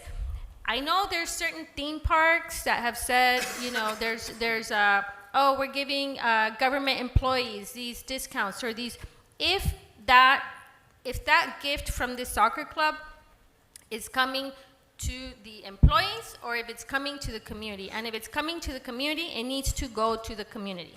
Yes, that's correct. Yeah, and a couple things though. Can I add something? Sorry. We don't, you know, in donations, we have to like say what the amount of donations the staff is getting it. So like, I would, you know, I think it's beneficial to know how much they cost if we have to report it or not, right? Document it, Form 700. That's important. But yeah, so I don't know if you guys would entertain having a special meeting to figure this out. If we have. Let's just do it on the 15th. It's one day ahead. No, it's because we don't know if we can have the second reading for the data center. If it has. It'll be on the 15th. No. There's a difference. When you're approving an ordinance and we don't have that information, it either has to be on a regular meeting or, and the question here is, if it's a special meeting, can we still have the second hearing, the second reading of that ordinance? That's the question. So, Mitch? Yeah. Well, again, you just asked me this question 5 minutes ago. Oh, did you? Right, and I don't know the answer to that off the top of my head. I haven't been doing city. That. We can probably look it up. We're gonna give him Let's 5 minutes. give us a moment to look it up. Yeah. We moved it to 10:30, right? Okay. 5 minutes. You want to do a Recess? Will you do it? Let's go ahead and do a 5-minute recess. 5-minute recess. Well, let's just do a recess. It is 9:50 p.m. and we'll come back in about 10 minutes. Thank you.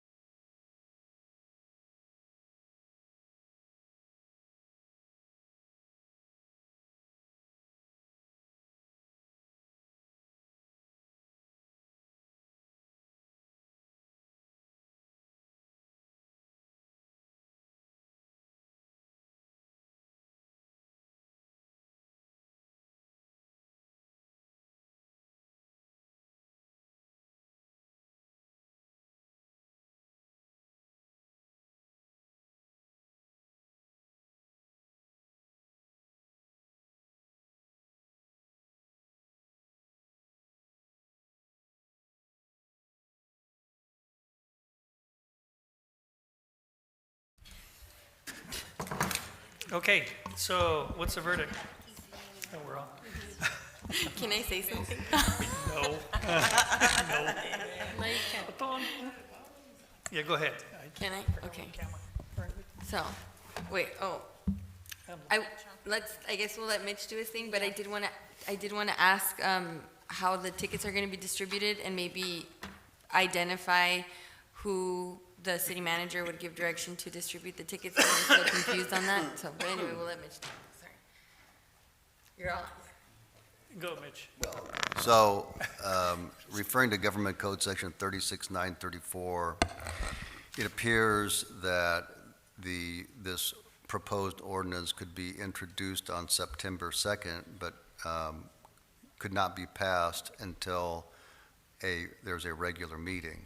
Now, that only begs the question of whether or not you hold a meeting on the 15th or the 16th, changes it from a regular meeting to a special meeting. So it has to be on a regular meeting? On a regular meeting, yes. So, okay. All right. Then we'll have it on the regular meeting. Can I Okay. just say something? Mayor? Did we finish council comment? You already did yours, right?